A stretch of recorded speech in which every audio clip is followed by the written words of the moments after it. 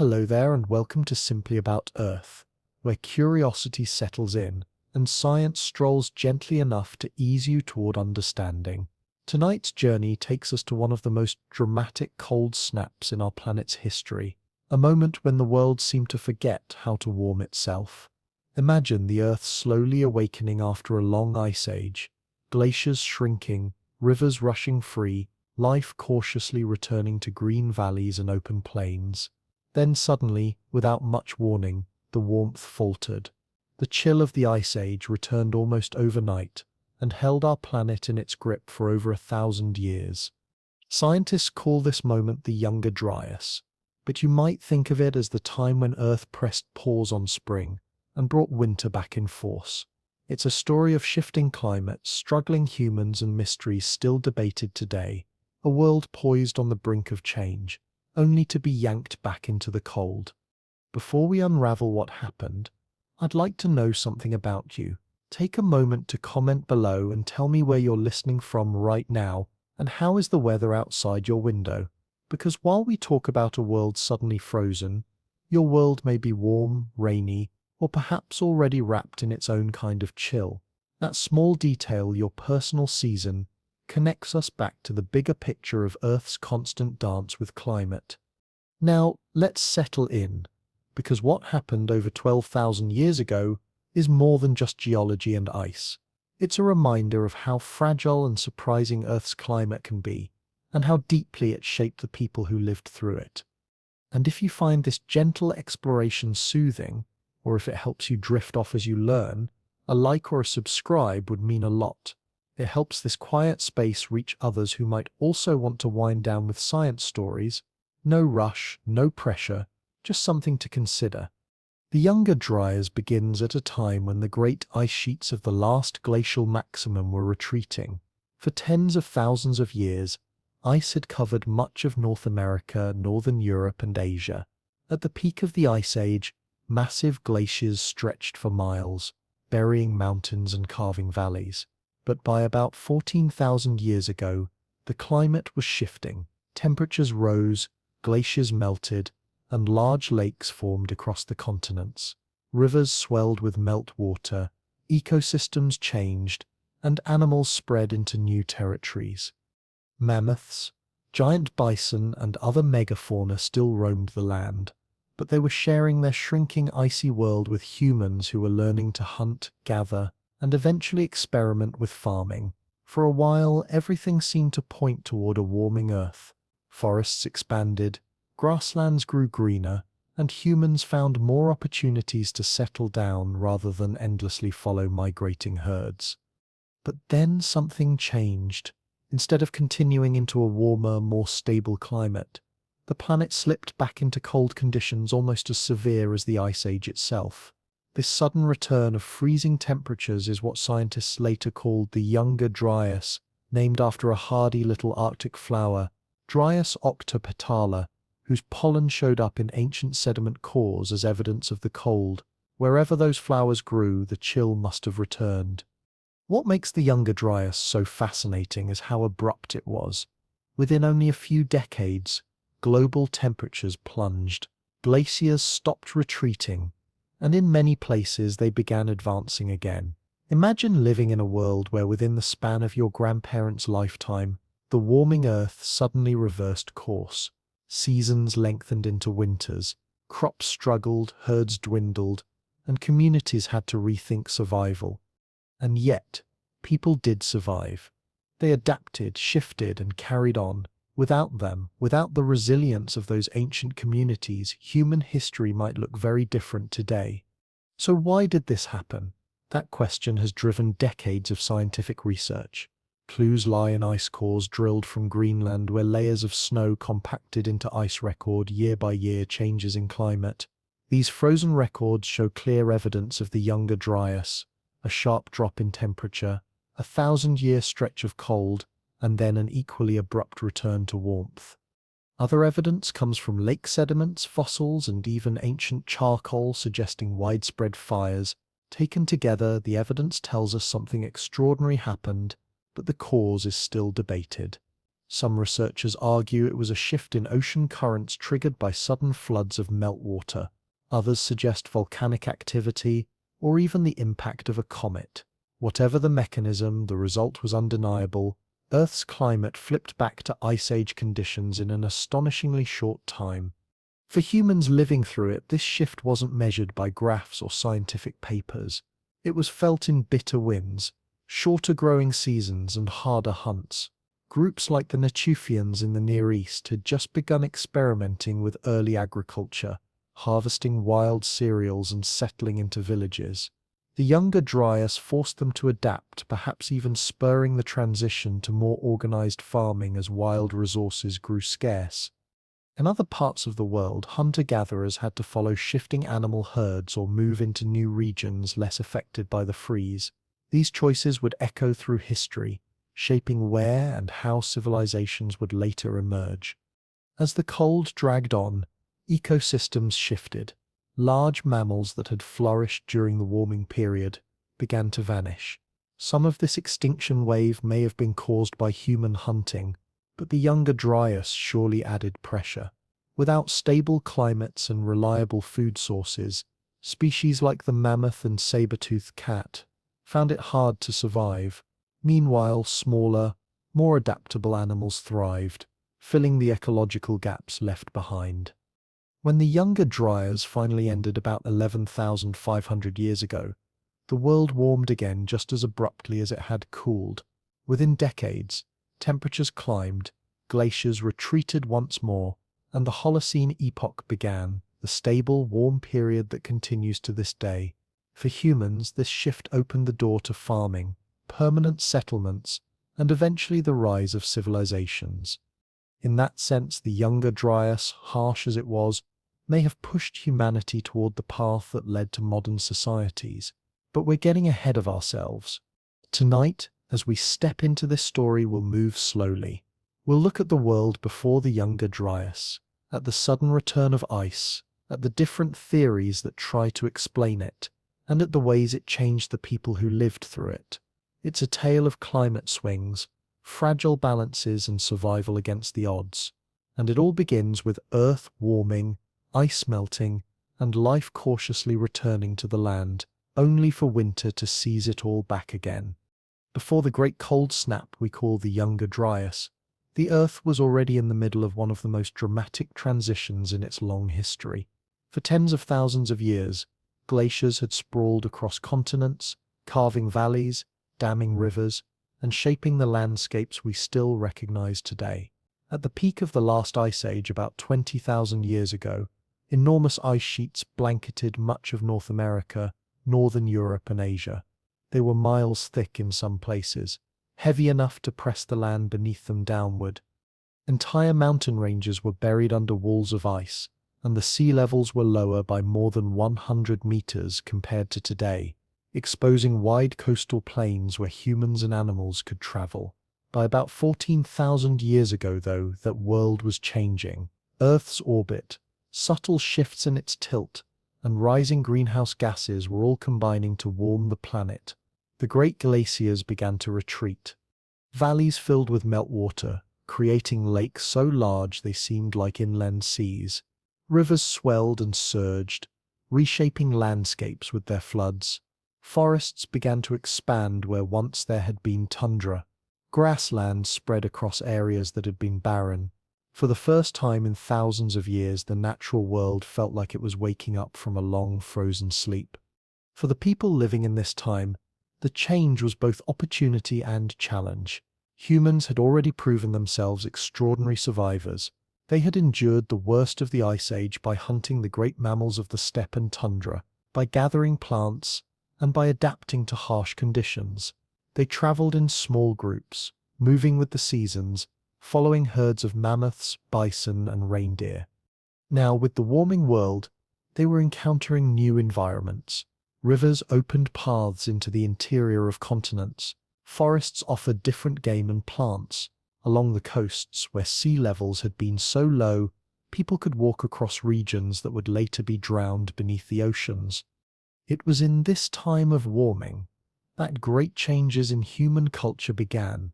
In the Near East, Groups of people known as the Natufians were starting to experiment with something new. Instead of constantly moving, they began building more permanent shelters. They harvested wild grains, stored seeds, and lived for longer periods in one place. It wasn't farming in the way we think of it now, but it was the first hint of a shift that would eventually lead to agriculture. In Europe, people began carving figurines, painting caves, and leaving behind art that told of their lives and their beliefs. In Asia, groups traveled along rivers and coasts, trading stone, shells, and ideas. This was a world in motion, warming, greening, and becoming more diverse. But even as the ice retreated, it did not disappear quietly. The melting glaciers released torrents of water that reshaped entire continents. In North America, the melting of the Laurentide ice sheet created massive proglacial lakes. One of them, Lake Agassiz, covered hundreds of thousands of square kilometers. It was so large that it rivaled today's Great Lakes many times over. These vast reservoirs of meltwater were unstable, held back only by ridges of ice and sediment. When they broke, floods poured across the land with unimaginable force. Entire river valleys were scoured clean. New channels were carved. Some of these catastrophic floods may have carried enough fresh water into the oceans to disrupt the delicate circulation of currents that regulate Earth's climate. This warming world was also still home to an incredible array of animals. Mammoths with shaggy coats, mastodons with long tusks, giant ground sloths, saber-toothed cats, and enormous bison roamed across the continents. Birds larger than humans stalked the grasslands. These animals had thrived in the open, frozen landscapes of the Ice Age. But now, as forests spread and climates changed, their habitats were shrinking. Some species adapted, others did not. Humans hunted them, used their hides for clothing, their bones for tools, and their meat for food. To live alongside these animals required skill, cooperation, and deep knowledge of the land, and in turn the presence of humans put pressure on the very creatures that had sustained them. In Europe, the retreat of the glaciers revealed new lands that had been buried under ice for thousands of years. The soil was raw and fresh, quickly colonized by hardy plants. Soon, birch and pine forests began to grow. Rivers once blocked by ice now flowed freely, carrying fish and attracting animals. People followed, exploring these new frontiers, leaving behind stone tools and hearths as signs of their presence. Archaeological sites show that humans lived close to the edge of the retreating ice, moving in as the glaciers pulled back, never far behind the shifting boundary of cold. In Asia, vast steppes stretched across Siberia, supporting reindeer and horse herds. People here developed extraordinary skills for surviving in such environments, building shelters from bones and hides, and learning to use every part of the animals they hunted. Along the coasts of what is now China and Japan, humans fished, gathered shellfish, and began to experiment with pottery, some of the earliest examples of such technology in the world. In Africa, warmer climates supported expanding savannas and forests where humans hunted antelope, gathered fruits, and lived in diverse environments that had shaped our species since its beginnings. The world before the Younger Dryas was not uniform. While the general trend was warming, local climates varied. In some regions, ice still dominated. In others, warmth had already brought forests and grasslands. But everywhere people were adapting, finding new ways to live, experimenting with new tools, and slowly shaping the environment around them. Fires were set to clear land, stone sickles harvested wild grasses, and settlements began to appear more regularly. The seeds of agriculture and permanent societies were quietly being planted, though no one at the time could have known where those seeds would lead. It is in this moment of change, of warming and promise, that the story of the Younger Dryas begins to matter. Because just as people were settling into new rhythms, just as forests were growing and animals were adjusting, the sudden return of cold would throw all of it into uncertainty. Looking back, it's tempting to see this warming period as a prelude, a fragile pause before the shock of winter's return. but for those living through it, it must have felt like a world full of possibility. The long ice age seemed to be loosening its grip. The land was greener, the rivers were alive, and the sky seemed a little wider. And then, within a few generations, everything changed again.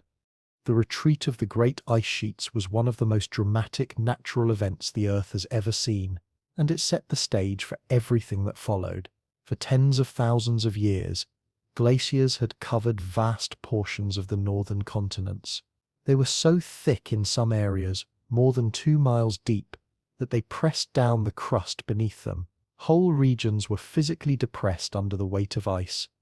The Laurentide ice sheet in North America stretched from what is now the Arctic Ocean down past the Great Lakes, covering nearly all of Canada and much of the northern United States. In Europe, the Fennoscandian ice sheet spread across Scandinavia, the British Isles, and northern Germany, while in Asia, enormous tongues of ice pushed out over Siberia. Together, these ice sheets held enough frozen water to drop sea levels worldwide by more than 100 meters. As Earth's orbit shifted and greenhouse gases accumulated, the balance began to change. Around 19,000 years ago, the long process of melting began in earnest. At first, the retreat was slow, but once started, it gained momentum. Every summer brought longer melting seasons, and every year the glaciers lost more ice than they regained in winter. The edges of the ice sheets pulled back, revealing land that hadn't seen the sun in tens of thousands of years. Vegetation began creeping into these new areas. First hardy mosses and lichens, then grasses, then shrubs, and finally forests where glaciers once scraped bare rock. Entire ecosystems began to take root. The retreat was not steady, or even, sometimes glaciers paused for centuries. At other times they collapsed in great surges. As they melted, enormous amounts of water were released, forming massive lakes across the continents. In North America, Lake Agassiz was the largest of them all. At its maximum, it stretched over an area larger than all of the modern Great Lakes combined. Imagine an inland sea filled with icy meltwater, held in place by ridges of ice and land. Similar lakes formed in Europe and Asia, dammed by the retreating glaciers. These bodies of water were unstable, and when their ice or sediment dams broke, catastrophic floods poured across the land. One of the most famous examples of such an outburst flood happened in the Pacific Northwest of North America. Geologists call them the Missoula floods. Repeatedly, as an ice dam broke near present-day Montana, a torrent of water the size of multiple modern rivers combined surged westward, racing across Washington and Oregon at incredible speeds.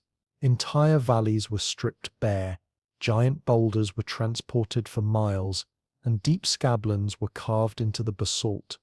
When the floodwaters reached the Pacific Ocean, they changed coastlines in an instant. These events were not small disturbances.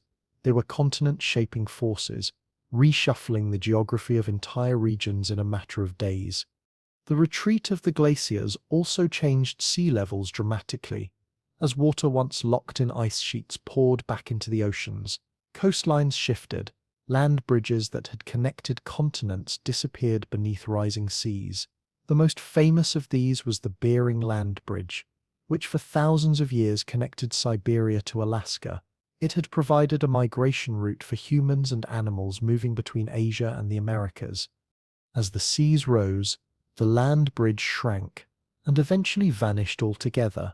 Coastal plains that had stretched for hundreds of miles offshore were drowned, leaving behind the narrower coastlines we recognize today. What had been vast hunting grounds and travel routes became seafloors. Entire human settlements may have been lost beneath the rising waters, their traces buried out of reach. While glaciers melted and seas rose, the land that had been pressed down under the ice began to rise back up. This process is called isostatic rebound. When the crushing weight of 2 miles of ice lifted, the bedrock slowly began to spring upward. Even today, thousands of years later, parts of Canada and Scandinavia are still rising by a few millimeters each year as they adjust from the vanished ice sheets. The retreat of the giants also meant the retreat of the animals that had lived in their shadow. Mammoths, mastodons, woolly rhinoceroses, and giant ground sloths were among the megafauna that roamed during the height of the Ice Age. They had thrived in the open grasslands and tundra that bordered the glaciers, grazing on hardy plants and migrating across vast ranges. For people living on this rebounding land, the effect would have been slow but noticeable across generations. Shorelines shifted. As land rose out of the sea, rivers changed course, lakes drained or refilled. The earth itself was flexing and reshaping as it recovered from the burden of the Ice Age. But as forests spread into these areas and climates grew warmer, their food sources and habitats shrank. Some species adapted to new conditions, but many did not. The warming period after the last glacial maximum coincided with a wave of extinctions, especially in North America, where many of the largest animals disappeared within a few thousand years. Human hunting likely played a role, adding to the pressures of shrinking habitats. For humans themselves, the retreat of the glaciers opened up new opportunities. In North America, as the Laurentide ice sheet receded, corridors opened between the ice masses, allowing people to move south into lands that had been inaccessible. Archaeological evidence shows that humans quickly spread into these new territories, leaving behind stone tools and campfires. In Europe, the opening of lands in Scandinavia allowed humans to expand northward. Hunters followed reindeer herds into freshly exposed valleys. Rivers became highways of travel and trade, connecting groups across long distances. In Asia, coastal routes opened up, allowing communities to fish and gather along shores that had once been blocked by ice. The melting giants were not only shaping the land and seas, they were also influencing the climate itself. Glaciers are enormous reflectors of sunlight. When they covered large areas, they bounced much of the sun's energy back into space, keeping Earth cooler. As they retreated, darker land and water absorbed more sunlight, amplifying the warming. But at the same time, the torrents of meltwater pouring into the oceans affected currents that moved heat around the globe. These massive disruptions to the ocean conveyor belt may have been one of the triggers for the sudden cooling that marked the Younger Dryas. The Earth was not just passively warming, it was lurching, adjusting, and sometimes responding violently to the changes. Life during this time was a balancing act between opportunity and danger. For humans, newly exposed lands meant more game, more plants, and more places to live. But it also meant uncertainty. Floods could erase entire valleys in days. Rising seas could cut off settlements. Shifting climates could change hunting grounds overnight. Communities had to be mobile, flexible, and skilled at reading the land. They passed knowledge from one generation to the next. Stories of floods, of cold winds returning, of lands that rose or sank. These stories may be the distant ancestors of myths still told today about great floods and frozen ages. In the Middle East, the retreat of the glaciers contributed to a more stable climate that allowed early human groups to begin experimenting with agriculture. Wild cereals like wheat and barley grew in abundance. People began to harvest and store them, eventually leading to cultivation. The retreat of the giants created the conditions that made farming possible. Without the melting, the fertile valleys that cradled the beginnings of civilization might never have existed. In South America, the retreat of mountain glaciers opened highland valleys to farming communities thousands of years later. The disappearance of ice was not just an ending, it was a beginning. But the retreat was never a simple linear process. Sometimes glaciers surged forward again, briefly reclaiming land before melting back once more. Climate oscillations were common, with periods of warming followed by sudden reversals. People living through these shifts had no way to predict what would come next. They could only adapt as best they could, relying on mobility, cooperation, and ingenuity. What must have seemed like the final end of the Ice Age was not truly the end. The Earth still had one more surprise waiting, one last surge of cold that would test everything humans and ecosystems had learned during the retreat of the giants. And as the warming gathered pace, as rivers swelled and seas rose, As forests spread and animals vanished, the stage was being set for that sudden reversal. The Younger Dryas was approaching, and the retreating ice would once again play its part in reshaping the fate of the planet. By the time the ice sheets had pulled back far enough to reveal new landscapes, the Earth's climate was in a delicate balance. The world was no longer locked in the grip of the coldest Ice Age conditions, but it had not yet reached the stable warmth that we know as the Holocene. It was a world in between, a world on edge, where small changes in temperature, in currents, or in rainfall could cascade into major shifts across continents. To live during this time was to live with uncertainty. Seasons could be unpredictable. Rains could fail, cold winds could return when least expected, and entire regions could swing between abundance and scarcity in a matter of decades. For scientists today, this period stands out as one of the most sensitive chapters in Earth's climate history. Ice cores from Greenland show wild fluctuations in temperature, sometimes within just a few years. Layers of pollen trapped in lake sediments reveal forests advancing and retreating almost as if they were breathing. Geological records mark sudden floods, shifting coastlines and dust storms sweeping across regions that had dried out. Everything about the planet's climate at this time suggests it was unstable, sensitive to small pushes, and teetering between ice and warmth. One of the reasons for this instability was the sheer amount of fresh water entering the oceans. The retreating glaciers were not melting gently like ice cubes in a drink. They were releasing torrents of water, sometimes steadily, sometimes in violent bursts. These floods poured into the North Atlantic, the Arctic, and the Pacific, and they changed the salinity of the oceans. Salt is one of the hidden engines of global circulation. The Great Ocean Conveyor Belt, also known as thermohaline circulation, depends on differences in temperature and salinity to move water around the globe. Warm, salty water flows north, cools, sinks, and drives currents that spread heat worldwide. Too much fresh water pouring in from melting ice dilutes that system. It makes the water less dense and prevents it from sinking as it should. Disrupt the conveyor belt, and you disrupt the climate.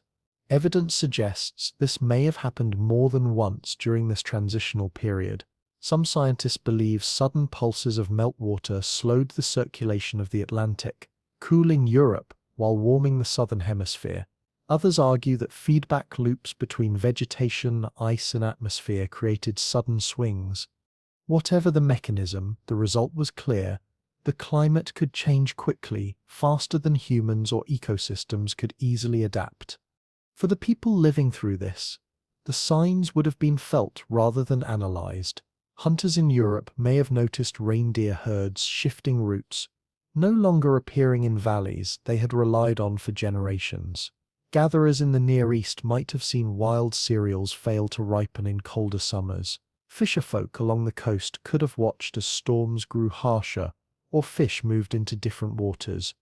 Life in a climate on the edge was life in constant motion, never knowing if the next year would bring warmth and abundance or cold and scarcity. In many ways, this uncertainty may have spurred innovation. When the environment cannot be counted on, survival depends on flexibility. Groups learned to diversify their diets, to move when conditions changed, to develop new tools and strategies for unpredictable circumstances.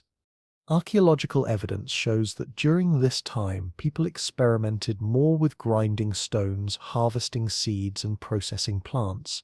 In other places, they refined hunting weapons, building lighter, more efficient projectile points.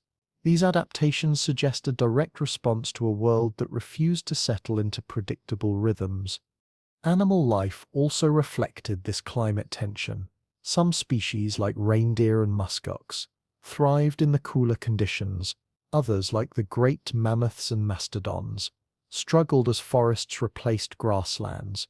Predator populations shifted as prey species moved. Ecosystems that had been stable for thousands of years began to shuffle like cards in a deck, rearranging themselves with every climate swing. To observers at the time, these changes must have been startling. Imagine seeing a landscape change in your own lifetime, not just season by season, but permanently altered within a single generation. Where once had been open grassland, now there might be young birch and pine. Where once had been a reliable river crossing for migrating animals, now floods or droughts had made the route impossible. Dust was another sign of a climate on edge. Geological records from around this time show layers of fine silt deposited across large regions, carried by strong winds. This dust suggests periods of drying when vegetation failed to hold soil in place.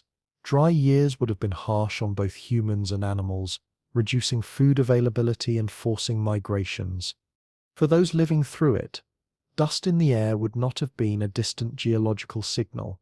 It would have been something you could taste on your tongue, feel on your skin, and see drifting in the sky. It was the atmosphere itself reminding you that stability was not guaranteed. The delicate balance of this period is why the Younger Dryas is so striking. It shows what can happen when that balance tips suddenly. For about 1,000 years, the world had been warming, though unevenly, and with setbacks. Forests were spreading, seas were rising, and human groups were adjusting to new patterns. Then, almost without warning, the warmth collapsed, and ice age conditions returned. The fact that such a dramatic reversal could happen at all speaks to just how unstable the climate already was. It was perched on a knife's edge, and all it took was one push, whether from meltwater, volcanic activity, or even a cosmic impact to send it tumbling back into cold. For modern scientists, this period is more than just an ancient curiosity, it is a warning.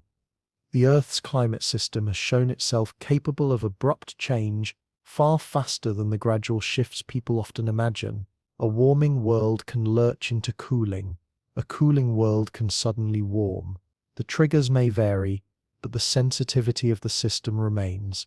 That sensitivity was felt deeply by people 12,000 years ago, and it is something we are still grappling with today. The people who lived in this climate on the edge left behind traces that tell us how they responded. In the Levant, the Natufian culture shows evidence of sedentary villages, stone houses, and the harvesting of wild grains. But when the Younger Dryas struck, many of these villages were abandoned or shifted. People had to adjust when the climate no longer supported the resources they had begun to rely on. In northern Europe, evidence of shifting animal bones in archaeological sites suggests changing diets as prey animals moved or vanished. In North America, changes in tool styles may reflect adjustments to new hunting conditions as megafauna populations declined. Everywhere, the instability of the climate shaped human choices, forcing migrations, innovations, and sometimes collapses. The Earth itself carried the scars of this fragile period. Rivers cut new channels through freshly exposed land. Coastlines shifted as sea levels rose unevenly. Glacial outburst floods left behind giant boulders and scoured valleys. Sediment layers in lakes and oceans recorded sudden changes in vegetation, temperature, and chemistry. It is these records that allow scientists today to reconstruct the climate on the edge. Without them, we would only have fragments of the story, scattered artifacts and bones. With them we can see the big picture, a world in transition, teetering between two states vulnerable to disruption. To imagine the daily experience of living through such times is to imagine resilience on a scale most of us rarely consider. Every season carried risk. A warmer year might mean more plants, more game, more fish. But if that warmth tipped into drought, rivers could shrink and crops could fail. A colder year might mean reindeer and bison in greater numbers, but if the cold lingered, forests would recede and firewood would grow scarce. Communities had to read the land constantly, interpret its signals, and respond quickly. Those who failed to adapt would not survive long. And yet, despite this uncertainty, people continued to thrive. They created art, tools, and new ways of living. They told stories, raised children, and imagined futures. The climate was unstable, but human determination was not. That balance between the unpredictability of the earth and the persistence of people is what carried humanity through this precarious time. As the warming continued, The sense must have grown that the Ice Age was finally ending, glaciers were retreating, forests were spreading, and seas were rising. But beneath that hope lay a fragile truth. The climate was still on edge, and the Earth was about to remind everyone just how unstable it could be. Around 12,800 years ago, just when the Earth seemed to be on the verge of leaving the Ice Age behind for good, the climate lurched in the opposite direction. Warming had been underway for over 1,000 years. Forests were spreading, seas were rising, and humans in several parts of the world were settling more permanently. Then suddenly, almost without warning, that warming stopped. Within only a few decades, global temperatures dropped back to levels not seen since the height of the Ice Age. In places like Greenland, ice core records suggest drops of 10 to 15 degrees Celsius in less than a human lifetime. Winters lengthened, summers cooled, glaciers halted their retreat, and in some regions they began advancing again. Scientists later gave this sudden return of glacial conditions a name. They called it the Younger Dryas, after a small Arctic flower whose pollen appeared in layers of soil from that period, marking the return of cold-adapted ecosystems. To understand how sudden this event was, imagine living in a world where your grandparents remembered warming forests, new plants, and longer growing seasons. They would have told you stories of rivers swelling with meltwater, of game animals finding new pastures, of a world slowly growing greener after millennia of ice. And then, in your own lifetime, the warmth would fade. The rivers would freeze longer, plants would fail to bloom, and the chill of winter would settle into every season. The change happened so fast that entire generations grew up under one climate, only to see it vanish before they reached old age. The Younger Dryas lasted for about 1,200 years. In geological time, that is an eye blink. But for the people and animals who lived through it, it was an eternity. It was not a brief cold snap or a short setback. It was a full return to glacial conditions, long enough to shape cultures, to shift ecosystems, and to leave lasting marks on the Earth's surface. And when it ended just as abruptly as it had begun, giving way to the warmth of the Holocene, the epoch that continues today. The cause of this sudden reversal has been debated for decades. The leading explanation involves the delicate balance of the oceans. As glaciers melted, enormous lakes of fresh water formed across the continents. The largest of these, Lake Agassiz in North America, was dammed by ridges of ice. At some point, one of these ice dams broke, releasing a flood of fresh water into the North Atlantic. This sudden pulse of fresh water diluted the salty ocean, interfering with the thermohaline circulation, the great conveyor belt that carries warm water north and sinks it into the depths. Without that circulation, heat no longer moved efficiently into the northern hemisphere. Europe and parts of North America plunged back into cold.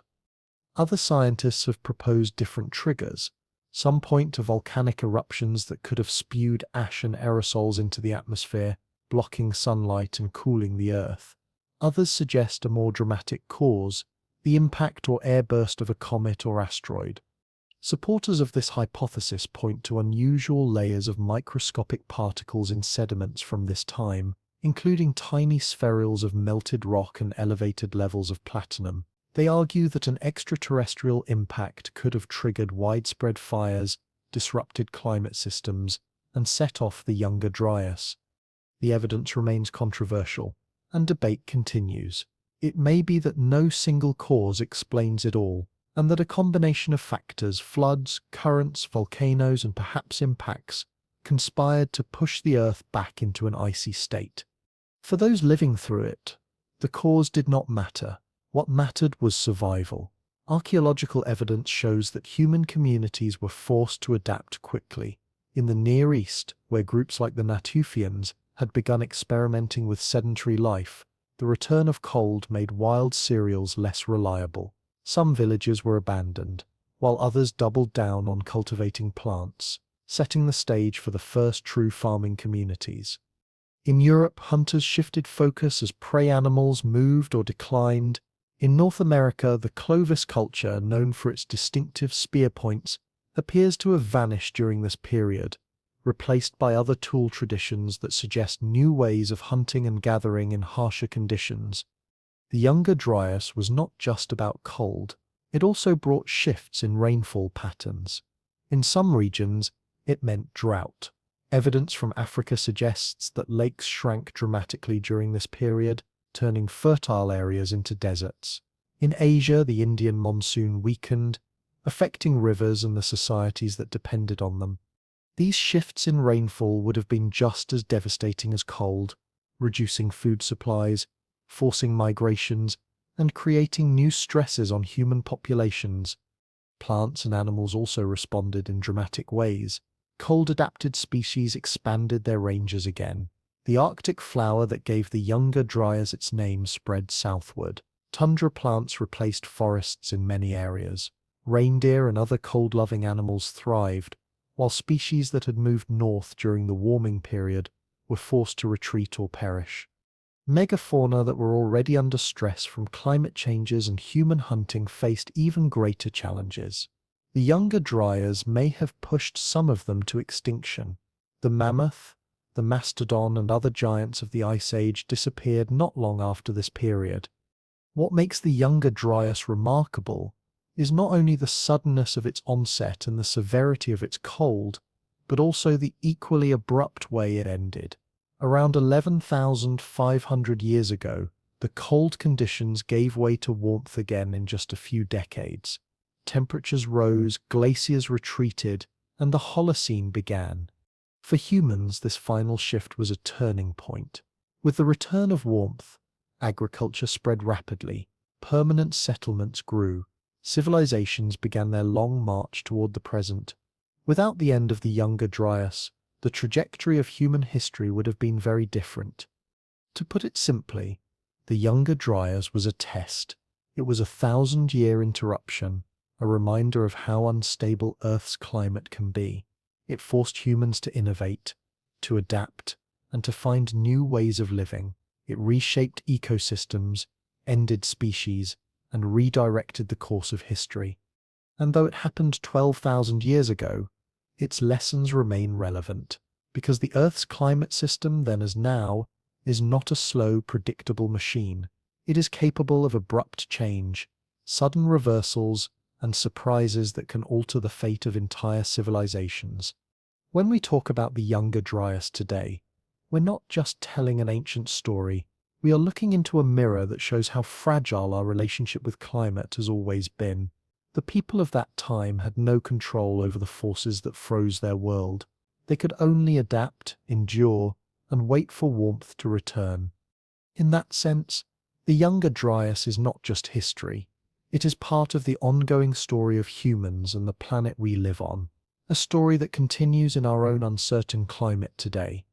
And so, after warming, after retreating glaciers and rising seas, after new opportunities and fragile hopes, the world was thrust back into the cold. The Younger Dryas had arrived, and for more than a millennium, Earth would remain in its grip. When the Younger Dryas began, the change was so sudden that it felt less like a gradual shift and more like the Earth itself had flipped a switch. Regions that had been warming for centuries fell back into glacial conditions.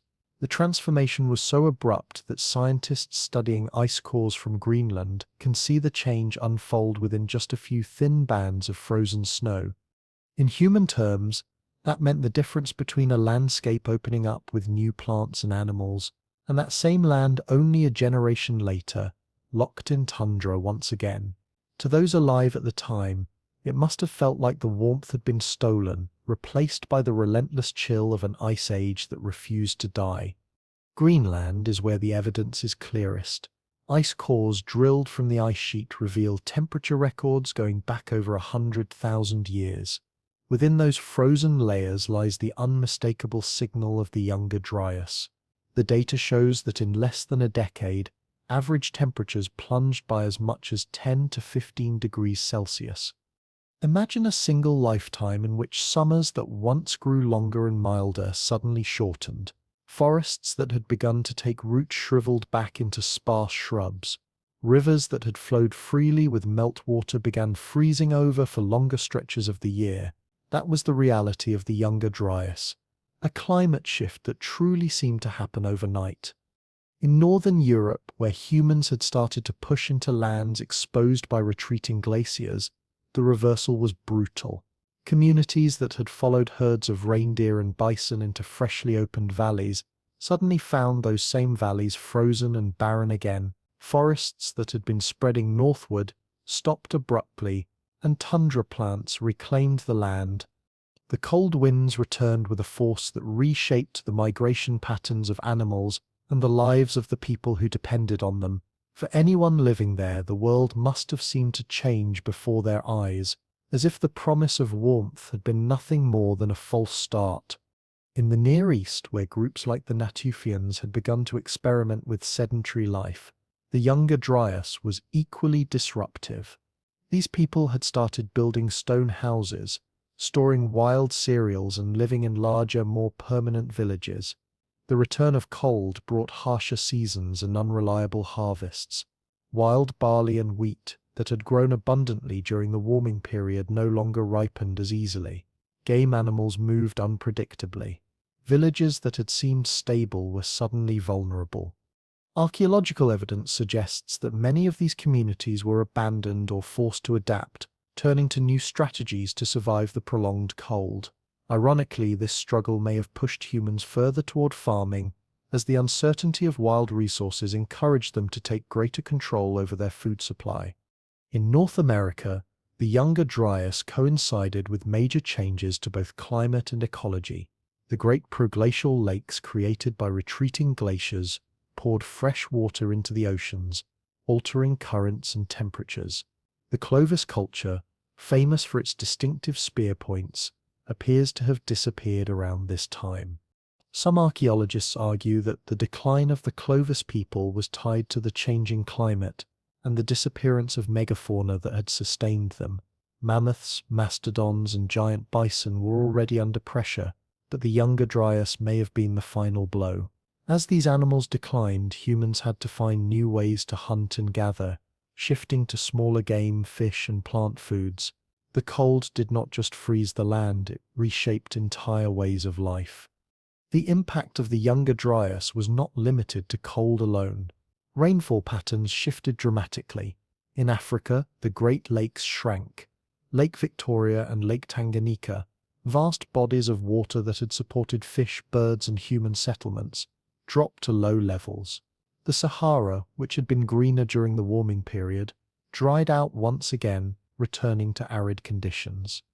This desert expansion forced human groups to move, clustering around the Nile and other reliable water sources. In Asia, the Indian monsoon weakened, reducing rainfall across large regions. Rivers that had been dependable became erratic, altering both ecosystems and human settlements. The Younger Dryas also left evidence in fire. In many regions, layers of charcoal in the soil suggest that wildfires spread widely during this time. Some researchers argue these fires were sparked by a sudden change in vegetation as forests died back and grasslands expanded. Others suggest that if a comet or meteor impact played a role in triggering the Younger Dryas, the fires may have been part of the immediate aftermath. Whatever the cause, the result was clear. Landscapes burned, ecosystems shifted, and people had to contend with environments that seemed hostile and unstable. For plants, the Younger Dryas meant contraction. Trees that had spread northward retreated. Birch and pine forests that had been advancing across Europe stopped their march and in many places disappeared. Grasses, mosses, and tundra plants replaced them. For humans, these ecological shifts were more than just background changes. They determined where food could be found, what tools were needed, and where settlements could survive. For animals, this meant new food sources for some, but starvation for others. Cold-adapted species like reindeer and muskox expanded their ranges, but warmer weather species were forced southward or into extinction. The sudden return of cold also reshaped coastlines. Rising seas had already begun to flood coastal plains, but in some regions the cold slowed or altered the pace of melting. Communities that had relied on certain coastal resources had to adjust as sea levels fluctuated unpredictably. In other places, floods from glacial lakes continued to carve new channels and reshape landscapes. The combination of rising seas, sudden freezes, and catastrophic floods made the Younger Dryas a time of constant change. One of the most striking things about the Younger Dryas is how quickly it ended. After more than a millennium of cold, the climate warmed again in less than a century. In some regions, the change was even faster, occurring within just a few decades. To people living then, this would have been as disorienting as the onset of the Younger Dryas itself. Children who had grown up in cold, barren landscapes would have seen forests return before they reached middle age. Rivers would have thawed, plants would have flourished, and animals would have returned to lands long abandoned. It was a second transformation just as dramatic as the first, and it marked the beginning of the Holocene epoch, the warm, stable period in which all of recorded human history has unfolded. The phrase "a world turned cold overnight" is not just a metaphor. It reflects the real pace of change recorded in the Earth's climate archives. To us, a shift of a few degrees might sound small, but in climate terms it is monumental. It means the difference between ice sheets advancing or retreating, between forests thriving or dying, between rivers flowing or drying up. For the people of the Younger Dryas, those differences were matters of life and death. What makes this story even more remarkable is how resilient humans proved to be. Despite the shock of the sudden freeze, communities adapted. They shifted diets, moved settlements, experimented with farming, and passed down knowledge of survival. They endured over 1,000 years of harsh conditions and emerged into the warmth of the Holocene with new strategies, new skills, and new ways of life. Without that resilience, without the ability to survive a world turned cold overnight, the course of human history might have been cut short. And so, as the Younger Dryas settled in, as ice reclaimed land and winds blew colder, people adjusted once more. They had lived through the peak of the Ice Age, through warming, through floods and shifting landscapes. Now they faced another long winter, a winter that would last for centuries. The world had turned cold again, and humanity would have to live within it until warmth returned. If you've been enjoying this exploration so far, I'd love it if you could give this video a like. It really helps the channel reach more people who might want to join us for these gentle journeys through Earth's history. When the Younger Dryas tightened its grip, it was not only temperatures that changed, the living world itself shifted dramatically.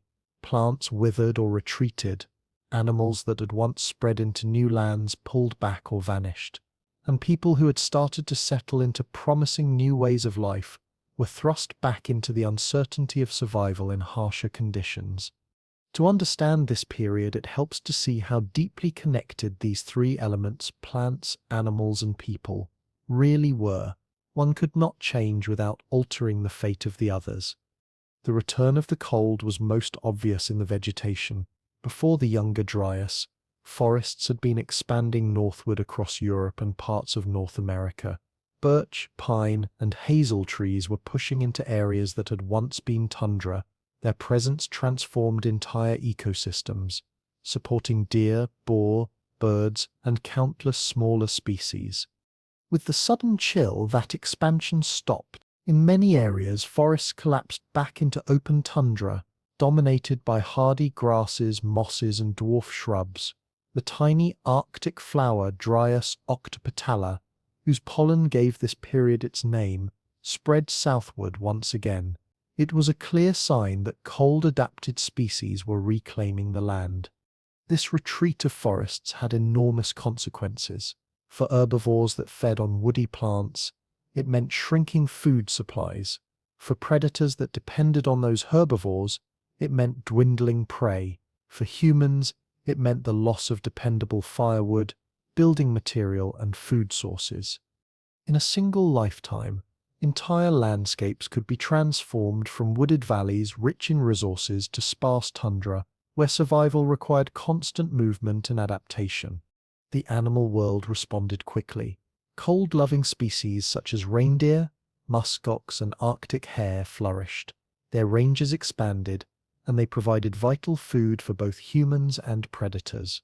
Other species like red deer and wild boar retreated southward following the shrinking forests. For megafauna such as mammoths, mastodons, and giant ground sloths, the Younger Dryas was another heavy blow. Already pressured by human hunting and shrinking habitats, they now faced climates that were far less forgiving. Many of these animals would not survive the 1,000 years of cold that followed. By the time warmth returned, they were gone, leaving only bones and stories behind. Predators adapted as best they could. Wolves and foxes shifted with their prey, sometimes coming into closer contact with human groups as they hunted the same animals. Large cats like the saber-toothed tiger were already in decline, their specialized hunting strategies making them vulnerable when prey populations changed. Smaller, more flexible predators did better. The balance of ecosystems was reshuffling, and flexibility often determined survival. For humans, the Younger Dryas was a shock to every part of life. In Europe, groups that had followed herds into newly opened lands suddenly found those lands less hospitable. Archaeological evidence suggests shifts in hunting strategies with more emphasis on smaller, quicker game. When the great herds dwindled, tools became lighter and more versatile, designed to adapt to a wider range of prey. People had to move more often, abandoning camps when food grew scarce, returning to a more nomadic existence after centuries of experimenting with semi-permanent life. In the Near East, the Natufians faced one of the greatest challenges. Before the Younger Dryas, they had begun building stone houses, storing food, and living in larger communities. Their lives were moving toward greater stability, supported by wild cereals that grew abundantly in the warming climate. When the cold returned, harvests grew unreliable. Some communities were abandoned, others adapted by investing even more in controlling plants. Instead of giving up, some Natufians began tending wild cereals more carefully, eventually leading to the domestication of wheat and barley.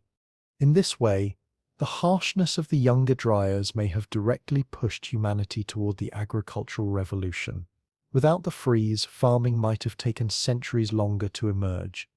In North America, human cultures were also deeply affected. The Clovis people, known for their distinctive stone spear points and their hunting of megafauna, seemed to disappear from the archaeological record during the Younger Dryas. Their decline coincides with the extinction of mammoths and mastodons. As the cold returned and large animals vanished, humans were forced to adapt. They turned to smaller game, fish, and plant foods, developing new tools and strategies suited to the new conditions. The disappearance of the Clovis culture is one of the enduring mysteries of this period, but it is clear that climate played a central role. Cold, scarcity, and unpredictability also influenced human culture. Stress often sparks innovation, and the Younger Dryas was no exception. People developed new tools, refined their shelters, and found ways to survive in harsher environments. They created clothing suited to colder climates, built sturdier houses, and learned to store food more carefully. Food scarcity was not the only issue.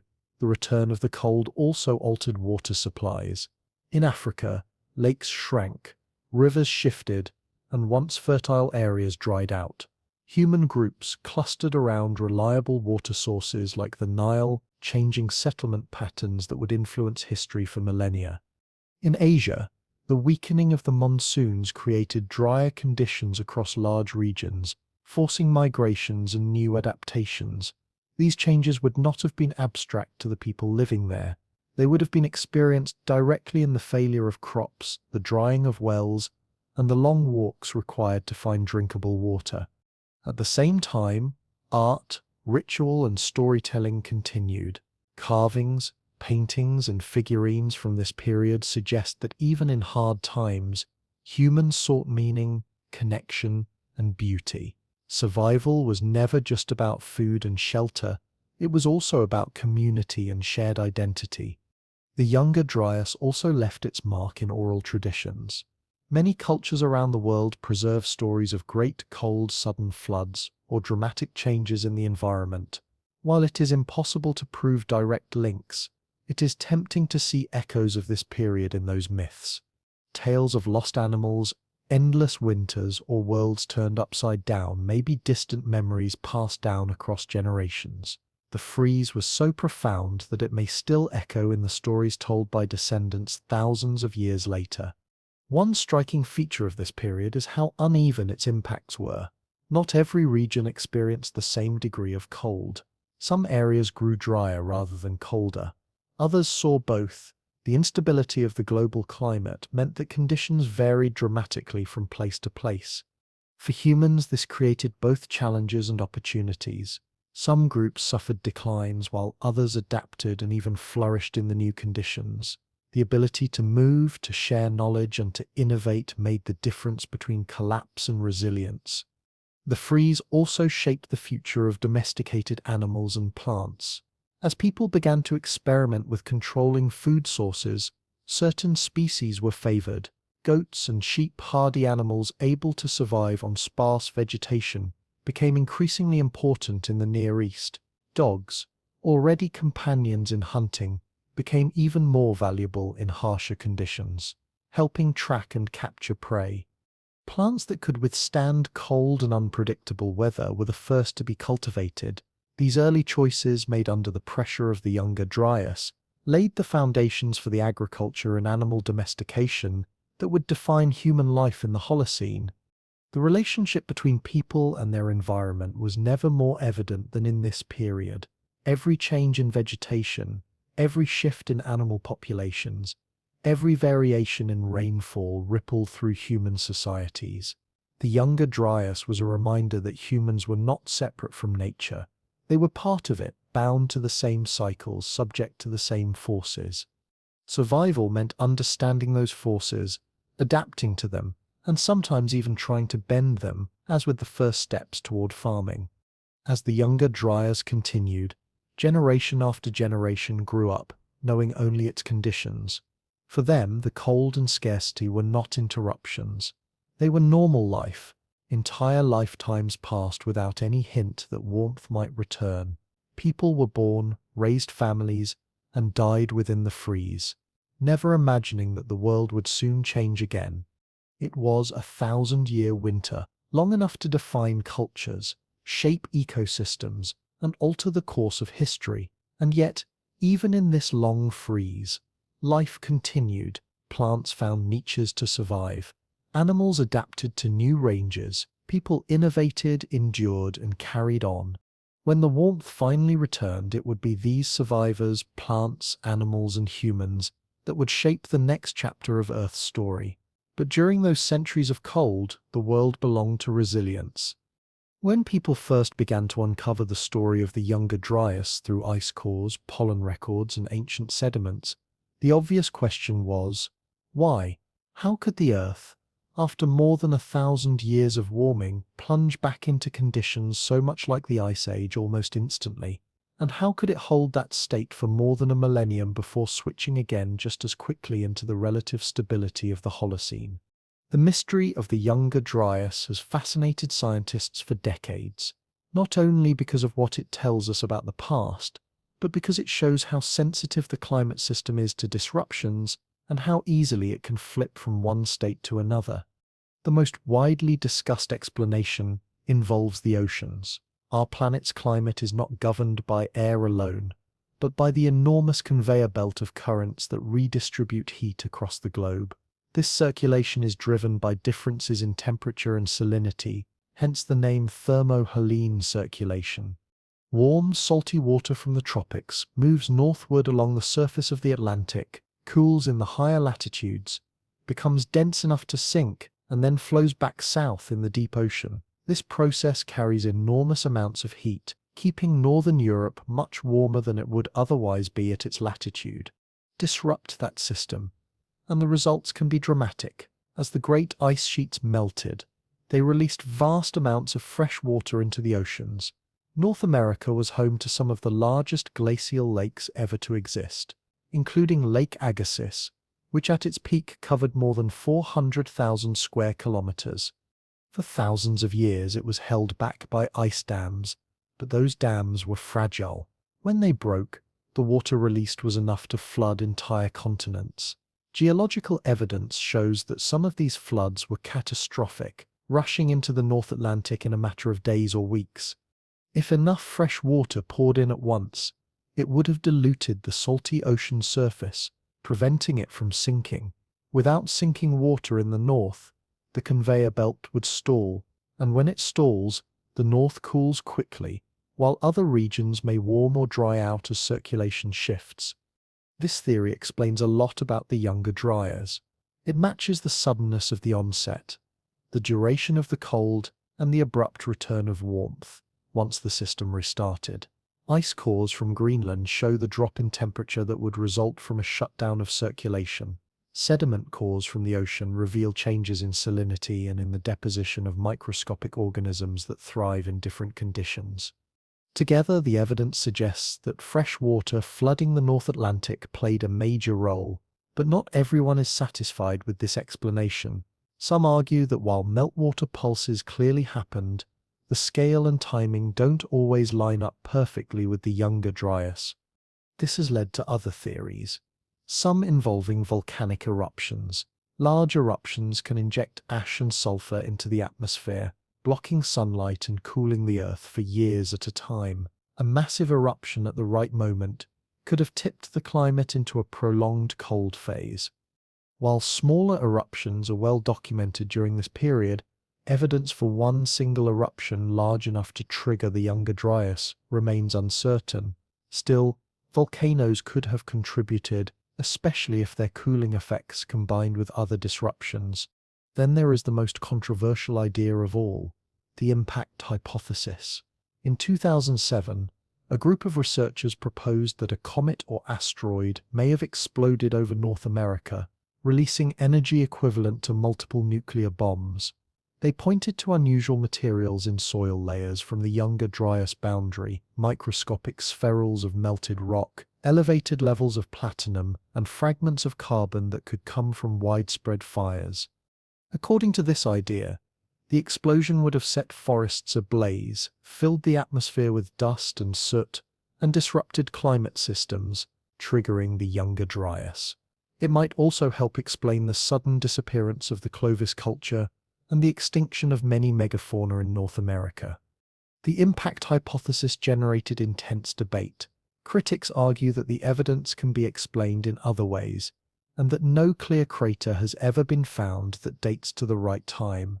Supporters counter that an air burst like the Tunguska event in Siberia in 1908 would not necessarily leave a crater but could still cause widespread devastation.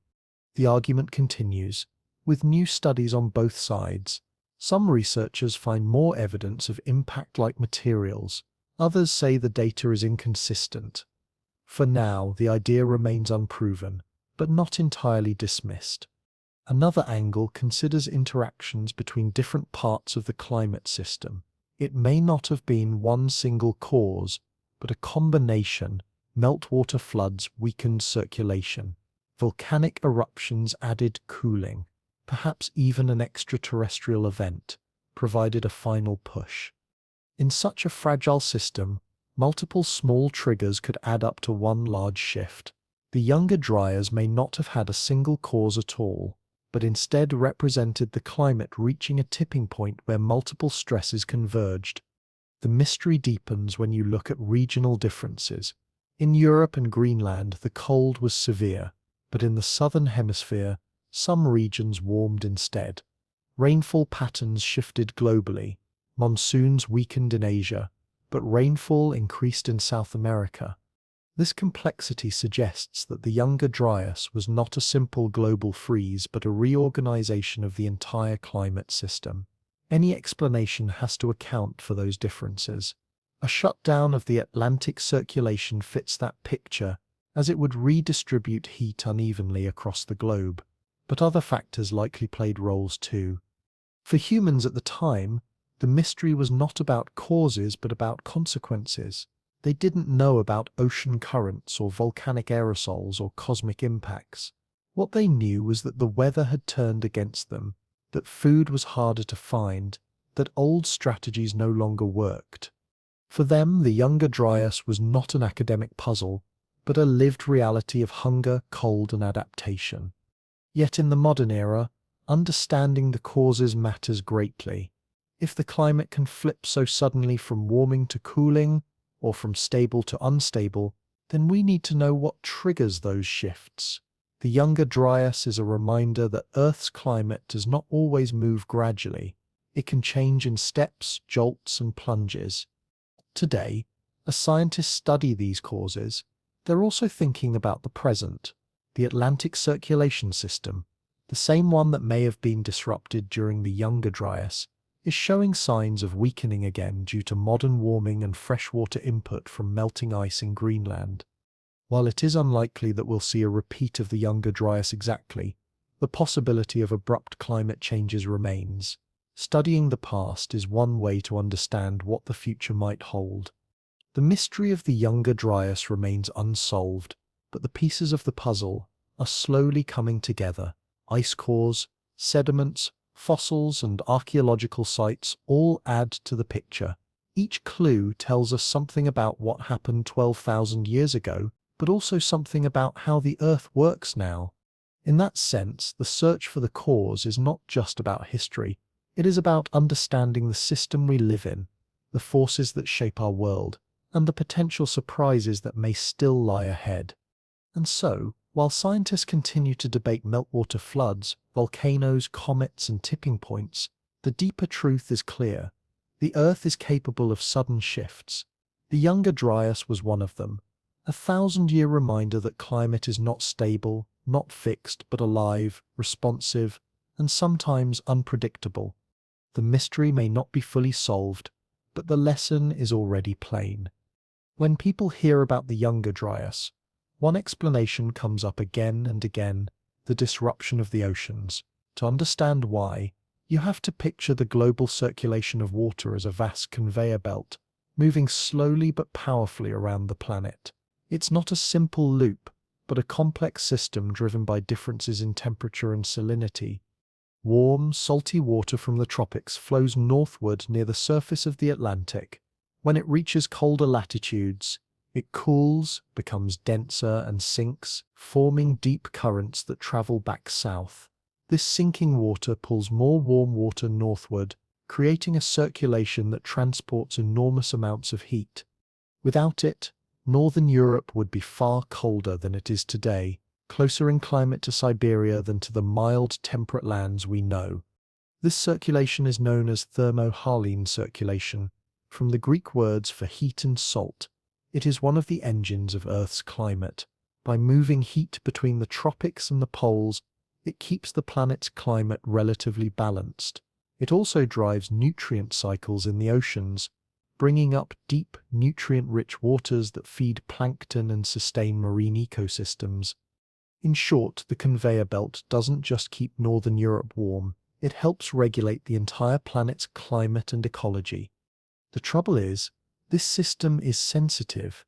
It depends on the right balance of salt and temperature. If too much fresh water is added to the North Atlantic, the surface water becomes less dense and doesn't sink as it should. If the sinking slows, the whole conveyor belt weakens. If it stops, heat is no longer carried north in the same way. The result is rapid cooling across the northern hemisphere. This is why scientists studying the Younger Dryas look so closely at freshwater floods from melting glaciers. During the end of the last ice age, meltwater lakes were enormous. Lake Agassiz in particular held more water than all the modern Great Lakes combined. For centuries it was dammed by ice, its waters trapped on the continent. But ice dams are not permanent. At some point, one or more of them failed. When they did, the release of fresh water was catastrophic. Imagine an inland sea emptying into the Atlantic in a matter of months or even weeks. The sudden rush of water diluted the ocean's salinity, and the conveyor belt faltered. Evidence for this disruption comes from multiple sources. Sediment cores taken from the bottom of the Atlantic show changes in the types of microscopic organisms living there. Some species thrive in warm, salty waters. Others prefer colder, fresher conditions. The abrupt switch in species in these cores coincides with the Younger Dryas. Chemical analyses of the sediments also reveal changes in oxygen isotopes that reflect shifts in temperature and circulation. Together, these records point to a sudden weakening of the Atlantic conveyor just when the Younger Dryas began. The Greenland ice cores tell the same story from another angle. The sharp drop in temperatures recorded there matches what would be expected if the conveyor slowed or stopped. Europe and North America would have cooled rapidly, while the tropics and southern hemisphere would have been affected in more complex ways, with some regions drying and others warming. This redistribution of heat and rainfall patterns fits the global signature of the Younger Dryas. The conveyor belt theory doesn't explain everything, but it explains a lot. It accounts for the speed of the onset, the scale of the cooling, and the fact that the changes were not uniform worldwide. It shows how a relatively small trigger, fresh water flowing into the ocean, could ripple through the entire climate system in ways that transformed the Earth for more than 1,000 years. For people living at the time, the conveyor belt was invisible. They didn't know about salinity or density-driven currents. What they experienced was its consequence: shorter summers, harsher winters, less predictable rains, and the return of tundra where forests had been growing. But today, with the benefit of science, we can see that their hardships may have begun with the quiet faltering of a current thousands of miles away. What makes the conveyor belt theory so compelling is not only that it explains the Younger Dryas, but that it has relevance now. Modern climate research shows that the Atlantic circulation is weakening again, this time because of fresh water from melting Greenland ice and increased rainfall from global warming. While a full shutdown like the Younger Dryas is unlikely in the near future, even a slowdown could have serious consequences. Colder winters in Europe, shifting monsoons in Africa and Asia, stronger storms in the tropics, and disruptions to marine ecosystems. The same system that shaped the Younger Dryas is still at work today, reminding us that climate is not fixed, but dynamic. The conveyor belt also illustrates how interconnected the Earth system is. Glaciers on land affect oceans. Oceans affect atmosphere. Atmosphere affects rainfall. Rainfall affects plants and animals, and plants and animals affect humans. One change sets off another in a chain reaction. The Younger Dryas was not caused by one factor in isolation. It was the result of a cascade, and the ocean conveyor was the central link in that chain. Some scientists still argue about details. Did the fresh water come from Lake Agassiz, or from another meltwater source? Was the release sudden or spread out over centuries? Did the conveyor stop completely or just weaken dramatically? These questions matter for reconstructing the exact mechanics of the Younger Dryas. But for understanding the larger picture, the key point is clear. The conveyor belt is both powerful and fragile. Powerful enough to regulate the climate of half the globe, fragile enough to be disrupted by floods of fresh water. This fragility is what makes the Younger Dryas such a powerful lesson. Climate change is often thought of as slow, unfolding over thousands of years. But the conveyor belt shows that it can change suddenly within decades, and that the consequences can last for centuries. That is why the story of the Younger Dryas is not just about the past, it is about the future as well. For the people who lived through it, the conveyor belt's faltering was the reason why the warmth that had seemed secure slipped away. For us, it is a reminder that the same system still operates beneath the surface of the oceans, silently carrying heat around the planet.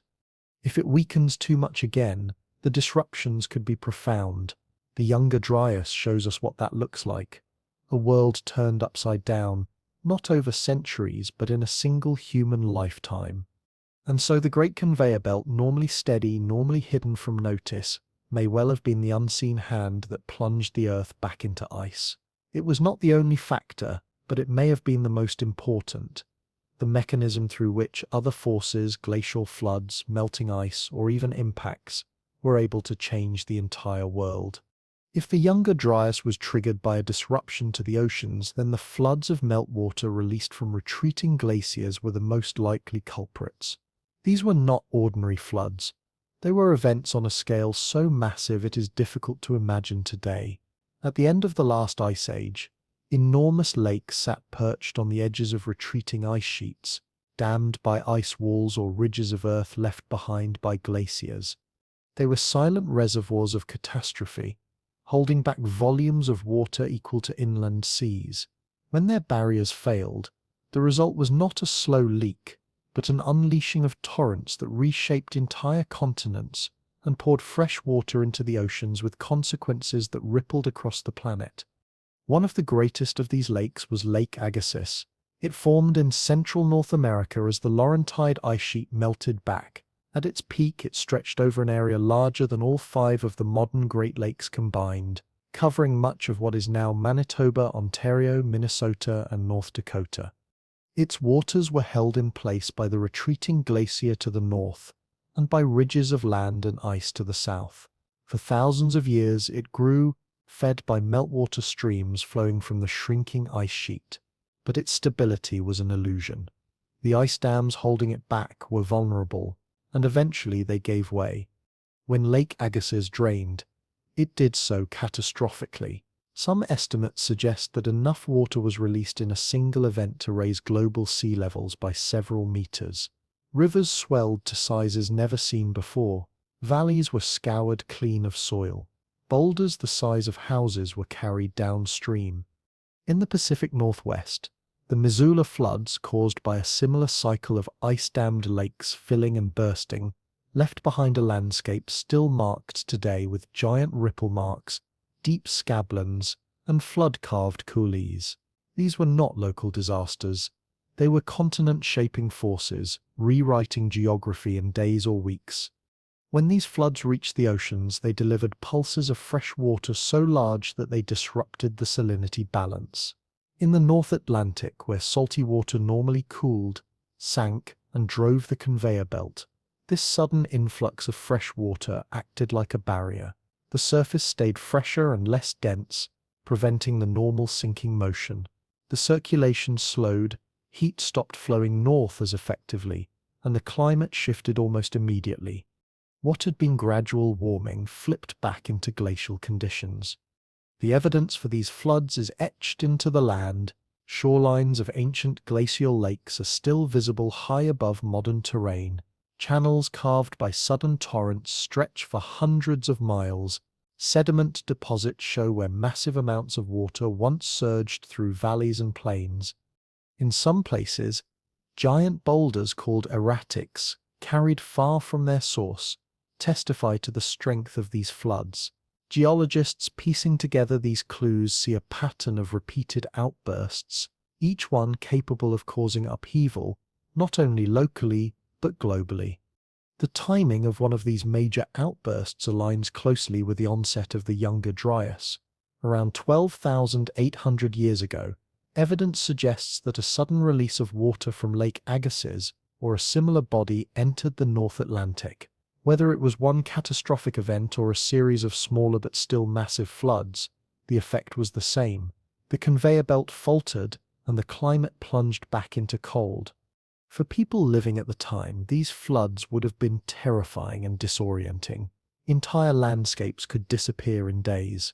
Valleys once rich in plants and animals could be swept clean.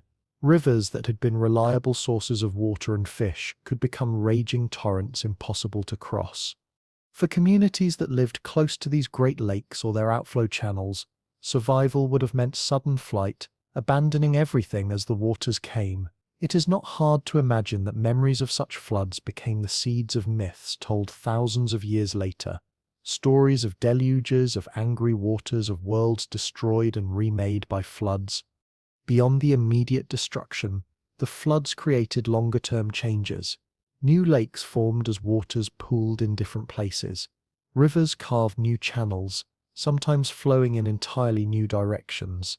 Sediment was spread across plains, enriching soils in some places while burying them in others. Coastlines shifted as the oceans rose. For humans, animals, and plants, this meant a world in constant motion. What had been fertile one generation could be barren the next, while new opportunities might appear where floodwaters receded.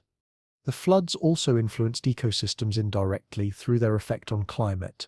By disrupting the ocean currents, They helped trigger the Younger Dryas. The return of cold reshaped vegetation zones, altered animal migrations, and forced humans to adapt once more. In this sense, the floods were not just local catastrophes, but global agents of change, setting in motion a chain reaction that froze the world for more than a millennium. The scale of these floods is hard to overstate. Imagine standing on the edge of a vast plain and watching as a wall of water dozens of meters high races toward you, carrying icebergs, trees, and boulders. Imagine the sound, the ground shaking beneath you, the roar of water tearing through valleys, the air filled with mist and debris. For those who survived such events, the memory would have been seared into their culture.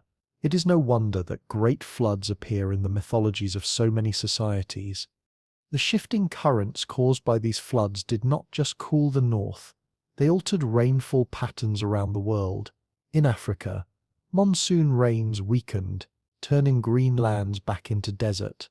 In Asia, the weakening of the Indian monsoon disrupted rivers and agricultural possibilities. In South America, rainfall patterns changed in the opposite direction, bringing more precipitation to some regions. These uneven effects created a patchwork of challenges and opportunities for people and ecosystems. The floods of meltwater may have begun in one place, but their consequences were felt globally. Today, scientists study these ancient floods not only to understand the Younger Dryas, but also to anticipate the future. As Greenland's ice sheet melts, it too releases fresh water into the North Atlantic. Though not on the same catastrophic scale as Lake Agassiz, the steady flow is already measurable. If enough accumulates, it could weaken the modern conveyor belt, leading to disruptions in climate that echo those of the past. The story of the Younger Dryas and its floods is a warning written in stone and ice. For humans living then, these lurches were not scientific curiosities. They were lived realities shaping every decision about where to live, what to eat, and how to survive. What makes this story even more powerful is the speed of the changes. The Earth system does not always move slowly. It can lurch, driven by sudden events like the draining of a glacial lake. One moment the world is warming, forests spreading, seas rising gradually. The next, cold returns and landscapes are reshaped overnight. And so the floods of meltwater born from the melting giants of the Ice Age carried more than water. They carried the power to reshape continents, to disrupt oceans, to trigger ice and fire, and to force humans into new ways of life.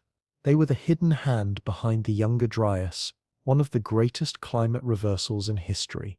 Among all the explanations for the Younger Dryas, none has sparked as much fascination and controversy as the idea that it was triggered not by water or volcanoes or the ordinary forces of Earth, but by something arriving from beyond. The comet hypothesis suggests that around 12,800 years ago, a fragment of a comet or asteroid entered the atmosphere over North America, exploded in an airburst, and set off a cascade of events that reshaped the climate, the land, and life itself. It is a story that reads like legend, with fire from the sky, sudden catastrophe, and a planet thrown into upheaval.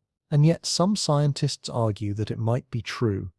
The evidence for this hypothesis comes from unusual layers in the geological record across dozens of sites in North America, Europe, and even parts of the Middle East. Researchers have found what they call the Younger Dryas boundary layer, a thin band of soil dating to the start of the Cold Period. Within this layer are microscopic clues, tiny spherules of melted rock, grains of high-temperature minerals, and fragments of carbon that appear to have been formed in intense fires. In some sites, concentrations of platinum are unusually high, a metal often associated with extraterrestrial material. For supporters of the hypothesis, these are fingerprints of an impact or airburst event. The idea is that when a comet fragment, perhaps several kilometers across, entered the atmosphere, it disintegrated with enormous force. Unlike an asteroid that strikes the ground and leaves a crater, this object may have exploded in mid-air, similar to the Tunguska event in Siberia in 1908, but on a vastly larger scale. The explosion would have released energy equivalent to many nuclear weapons, igniting forests across continents, sending dust and soot into the atmosphere, and potentially destabilizing ice sheets already weakened by melting. The fires alone could have been devastating. Imagine millions of acres of forest set ablaze almost simultaneously, animals and humans caught in infernos, smoke darkening the sky for months. If such an event happened, the consequences for the climate would have been immediate. The smoke and dust would have blocked sunlight, cooling the earth. The disruption to ecosystems would have been catastrophic, with plants destroyed and animals killed in large numbers.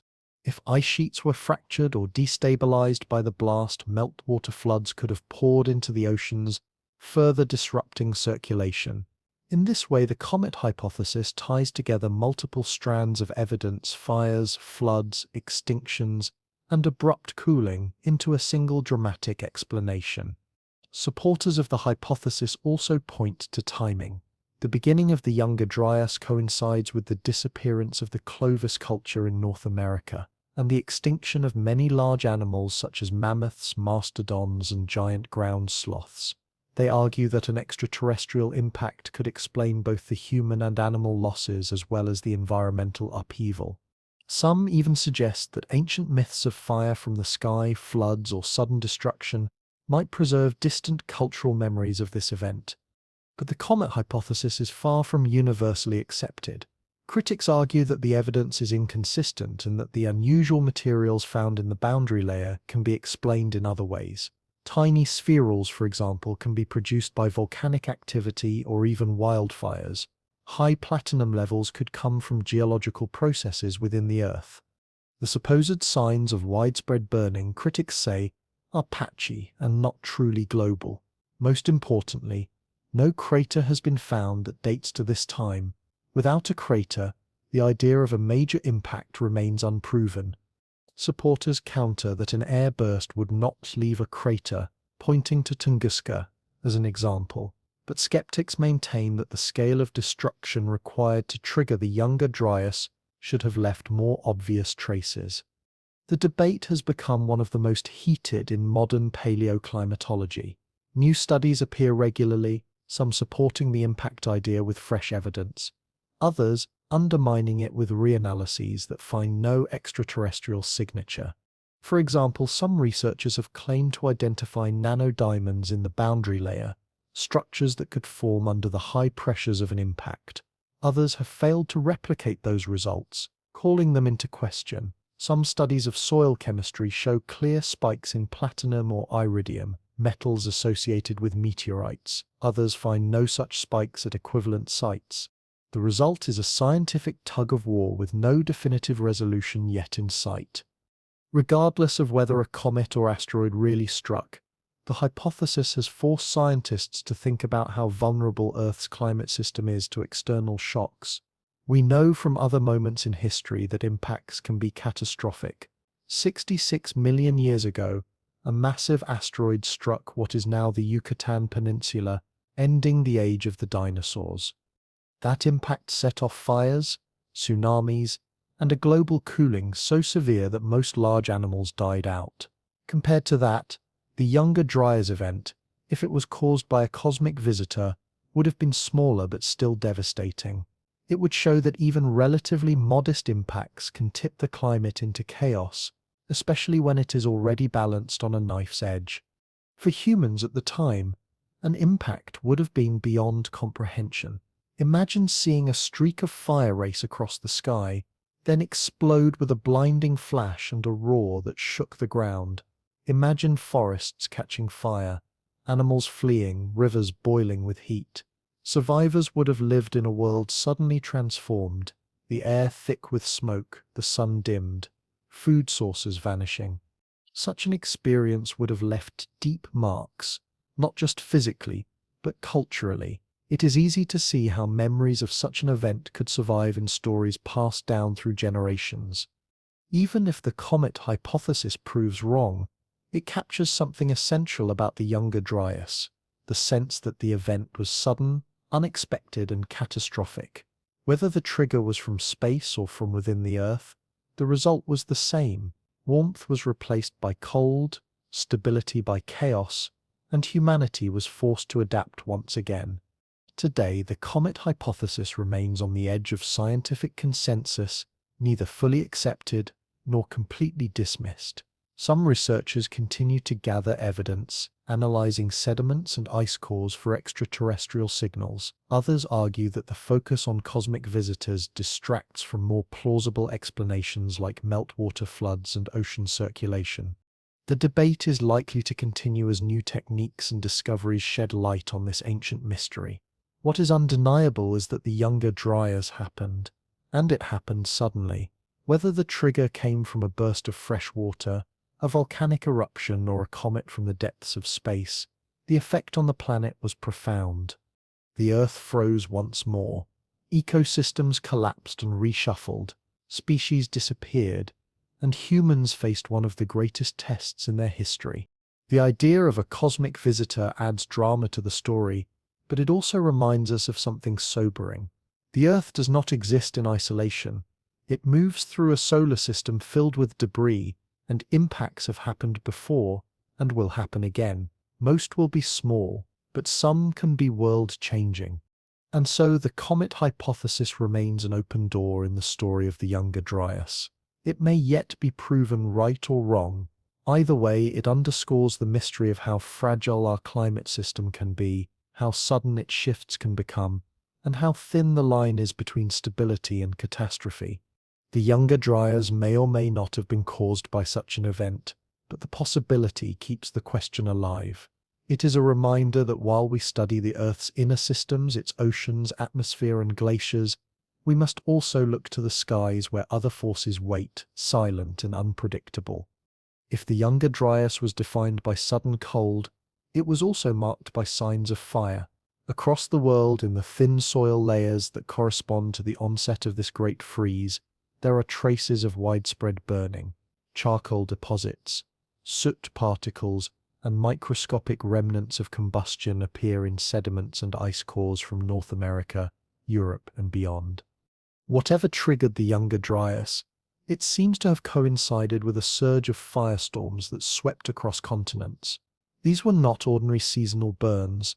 They were events so extensive that they left a distinct mark in the geological record, one that researchers can identify thousands of years later. The evidence is striking.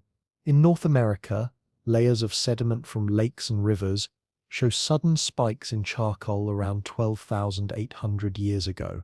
Similar patterns appear in Europe and the Middle East. In Greenland, ice cores capture tiny soot particles that must have traveled thousands of kilometers on high winds. These signals point to fires on a continental or even global scale. For scientists, the question is not whether fires burned, but why they were so intense and widespread at this moment in history. One explanation ties back to the comet hypothesis. If an extraterrestrial object exploded in the atmosphere, the shock waves, heat, and debris could have ignited forests across vast regions. Supporters of this idea argue that the carbon-rich layers at the Younger Dryas boundary are evidence of massive firestorms triggered in this way. They describe a scenario in which entire landscapes were consumed, animals trapped, and humans forced to flee. The soot in ice cores would then represent the global reach of smoke carried into the stratosphere, darkening skies and blocking sunlight. But even without a comet, fire fits into the picture of a climate on the edge. As warming advanced before the Younger Dryas, forests had spread into areas previously dominated by tundra. More trees meant more fuel.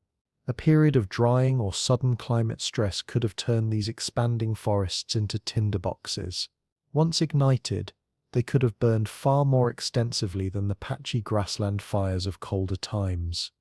In this view, the return of cold was not caused by fire, but accompanied by it as ecosystems shifted violently under stress.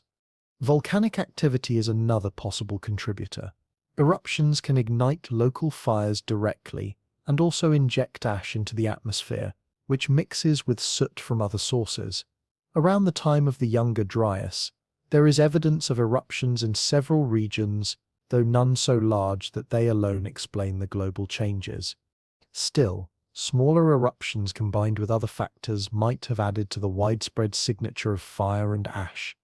Whatever the cause, the consequences of such firestorms would have been devastating. Smoke would have filled the skies, reducing sunlight and dropping temperatures locally. Ash would have blanketed landscapes, choking rivers and soils. Animals would have been displaced or killed outright. For humans, fire could destroy settlements, food stores, and hunting grounds in an instant. To live through one of these events would have been terrifying. Flames advancing with unstoppable speed, the air thick with smoke, the ground blackened in their wake. The ecological effects would have lasted long after the flames died.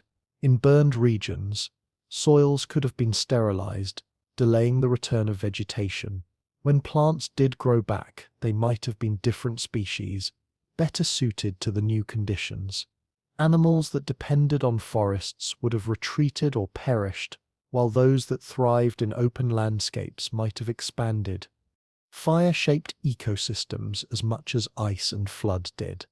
For humans, the aftermath of firestorms may have been a double burden. On the one hand, they had to survive immediate destruction. On the other, they faced landscapes stripped of resources. Yet fire also created opportunities. Burned areas could encourage the growth of new grasses, attracting grazing animals.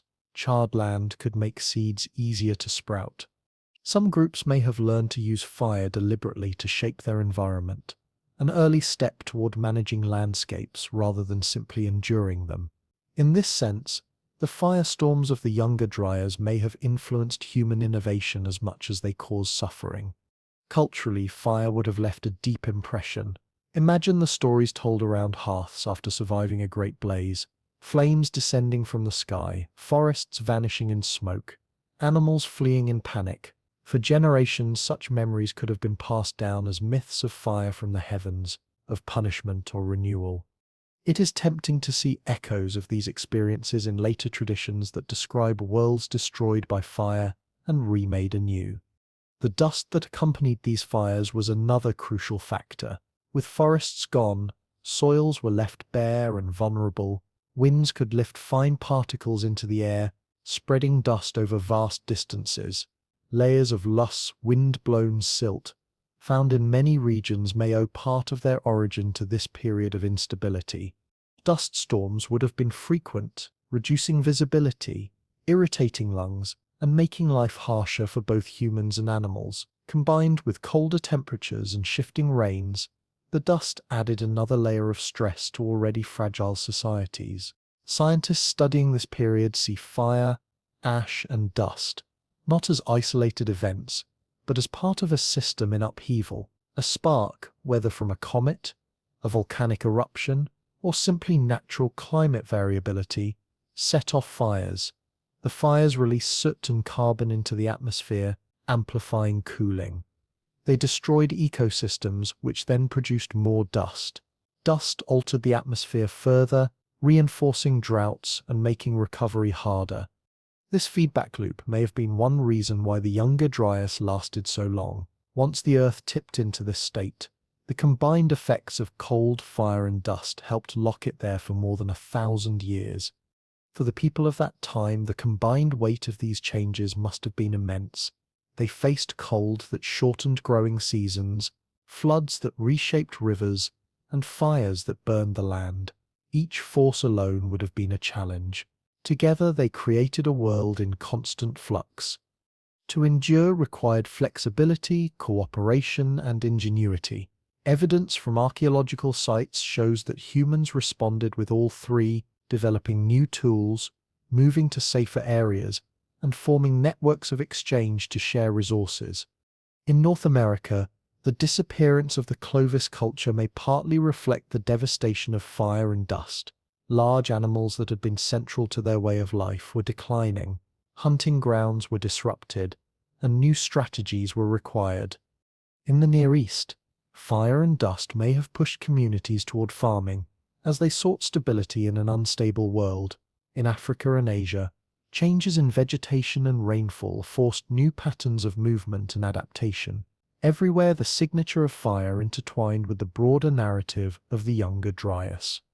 When scientists drill into ice cores from Greenland and see the dark bands of soot, or when they study ancient soils filled with charcoal, they are not just looking at chemistry, they are looking at the remains of real events, real skies blackened with smoke, real forests that once stood tall and then vanished in flame. It is a direct link to the lived experience of people 12,000 years ago, people who walked through ash and dust just as we might after a modern wildfire, only on a scale beyond anything we know. The Younger Dryas is remembered as a time of ice, but it was also a time of fire. Ash and dust carried across continents, settling into lakes and ice sheets, remind us that fire and cold can go hand in hand. While glaciers returned and tundra spread, flames consumed forests and smoke dimmed the skies. This paradox, the world freezing and burning at once, captures the true complexity of the Younger Dryas. It was not one disaster, but many, overlapping, feeding into each other, reshaping the planet in ways that still echo today. And as the centuries passed, as generations lived and died under its shadow, the memory of firestorms lingered. For those who survived, the Earth was not only a place of cold and hardship, but also of sudden flame, of skies that could darken without warning, of worlds that could be erased overnight. By the time the Younger Dryas began, humans were already scattered across nearly every corner of the world. They had endured the worst of the Ice Age, adapted to new lands as the ice sheets retreated, and learned to take advantage of the opportunities created by warming climates. In the Near East, a unique culture had emerged just before the cold returned. Archaeologists call them the Natufians. They lived in what is now Israel, Palestine, Jordan, Syria, and Lebanon, a region often described as part of the Fertile Crescent. The Natufians are remembered not for their tools or their art alone, but for a critical turning point in human history. They were among the first to take steps toward farming. Before the Younger Dryas, the Natufians thrived in a landscape that was growing more abundant with each century. Wild cereals like wheat and barley grew in great stands across the Levant. These were not the domesticated crops we know today, but their wild ancestors. They ripened naturally in the warm seasons, producing heavy heads of grain that could be gathered with simple tools. The Natufians learned to harvest these cereals using flint sickle blades to cut the stalks and stone mortars and pestles to grind the seeds into flour. They built more permanent houses than most of their contemporaries, often circular stone structures with hearths inside. Villages of dozens, even hundreds of people began to appear, some of the first true sedentary communities in human history. This shift towards settled life was possible because the environment provided stability, with reliable stands of cereals, abundant game animals, and water from rivers and springs. The Natufians no longer had to move constantly in search of food. They could store grain, dry meat, and build structures that would last more than a single season. They buried their dead in cemeteries, decorated with beads and ornaments, evidence of cultural richness and symbolic thought. It was a world moving toward complexity, where food surplus allowed more time for ritual, art, and social bonds. Then the Younger Dryas arrived, and the stability the Natufians had begun to build collapsed. The sudden return of cold disrupted the delicate balance of their world. Wild cereals no longer ripened as consistently. Growing seasons shortened, and drought struck the region more frequently. The herds of gazelles and other animals the Natufians hunted shifted their ranges, making them harder to find. Streams and springs that had watered their villages dried out in the prolonged droughts. The same land that had once supported permanent villages now became unpredictable. For many Natufian communities, this meant abandoning the sedentary life they had begun. Villages that had been occupied for generations were left behind as groups returned to more mobile lifestyles, following game and searching for reliable food sources. Archaeological evidence shows clear signs of disruption, fewer permanent structures, smaller settlements, and a decline in the kinds of tools associated with heavy grain harvesting. It must have felt like a retreat, a step backward from the stability they had hoped to build. But in some places, a different response took hold. Instead of giving up on cereals altogether, some groups began to experiment with ways of managing them more directly. If wild stands failed to ripen on their own, perhaps they could be encouraged to grow closer to home. If seeds were scattered in certain soils, perhaps they would take root and yield more predictable harvests. Over time, this experimentation led to a new relationship with plants. Instead of simply gathering what nature provided, humans began to shape nature to suit their needs. This was the first true step toward farming, and the Younger Dryas may have been the pressure that forced this leap. Without the sudden cold, the Natufians might have continued gathering wild cereals for centuries without feeling the need to cultivate them. The return of harsh conditions made wild food unreliable, pushing them to seek control. In this way, one of the greatest revolutions in human history, the agricultural revolution, may owe its origins not to abundance, but to scarcity, not to stability, but to crisis. Archaeological sites from this period provide remarkable clues. At places like Jericho, evidence of early attempts at cultivation can be found.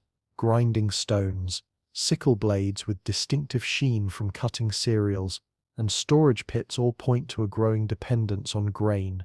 In some cases, seeds show early signs of domestication, with changes in size and shape that suggest human selection. These were not yet fully domesticated crops, but they were on their way, guided by human hands and decisions. The Natufians also left behind evidence of social changes that reflect their shifting circumstances. Burials became more elaborate in some sites, with individuals interred alongside beads, shells, and animal bones. This suggests that even in hard times, symbolic and ritual life remained central. Dogs were buried alongside humans in several cases, evidence of one of the earliest domestication partnerships. These animals were not only hunting companions but members of communities, reflecting the growing complexity of human-animal relationships in this era. The pressures of the Younger Dryas may also have fostered cooperation between groups. In times of scarcity, exchange networks become vital. Obsidian from Anatolia, shells from the Mediterranean, and other trade goods have been found in Natufian sites, showing that long-distance connections existed. Such networks would have helped communities survive, sharing resources across wider regions when local conditions failed. It is important to recognize that the shift to farming was not a single moment, but a long process. The Younger Dryas did not instantly create agriculture, but it provided the crucible in which the first experiments took shape. By the time the cold ended and the Holocene warmth returned, the groundwork had been laid. Humans had learned not only to gather, but to plant, not only to hunt, but to herd, not only to endure, but to shape their environment. Within a few centuries of the Younger Dryas ending, fully domesticated crops and animals appeared in the Fertile Crescent, spreading outward to transform the world. The Natufians stand at the center of this story because they represent both sides of the transition.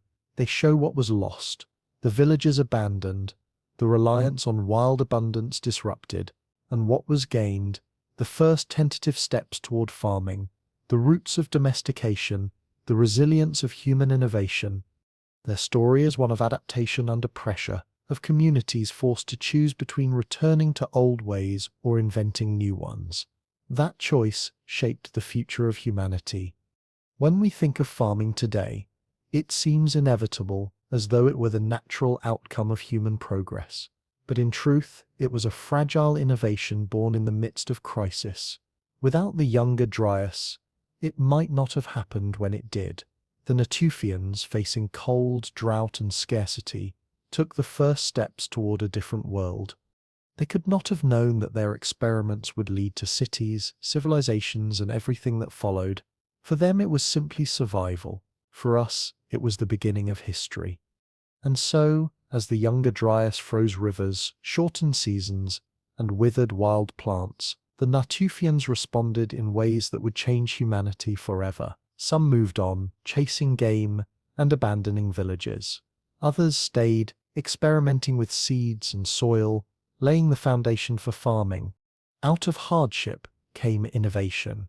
Out of instability came control, and out of the freeze came the first sparks of the agricultural revolution. When the Younger Dryas began, no community was left untouched. Across continents, the sudden return of cold and the shifts in rainfall forced people to make choices about how they lived, where they moved, and how they adapted. Some chose to abandon their homes and migrate to more favorable lands. Others restructured their diets, their tools, and their social organization to endure the new conditions. What emerges from the archaeological record is a story of resilience and creativity.